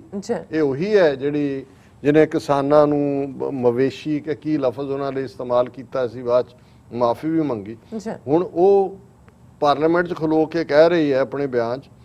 ਕਿ ਜਿਵੇਂ ਕਰੋਨਾ ਮਹਾਮਾਰੀ ਤੋਂ ਬਾਅਦ ਮਜ਼ਦੂਰ ਆਪਣੇ ਪਿੰਡਾਂ ਤੋਂ ਵਾਪਸ ਸ਼ਹਿਰਾਂ 'ਚ ਆ ਗਏ, ਇਹ ਕਸ਼ਮੀਰੀ ਪੰਡਤ ਆਪਣੇ ਕਸ਼ਮੀਰ ਕਿਉਂ ਨਹੀਂ ਜਾਂਦੇ। ਹੁਣ ਜਿਹੜੇ ਉਹਨਾਂ ਨੂੰ ਬਿਠਾਇਆ ਹੋਇਆ ਲਿਆ ਕੇ, ਔਰ ਇਹ ਸੀ ਕਿ ਜੀ ਅਸੀਂ ਹੁਣ ਇੱਕ ਪਾਸੇ ਤਾਂ ਕਹਿ ਰਹੇ ਨੇ ਜੀ ਹਾਲਾਤ ਨਾਰਮਲ ਹੋ ਗਏ,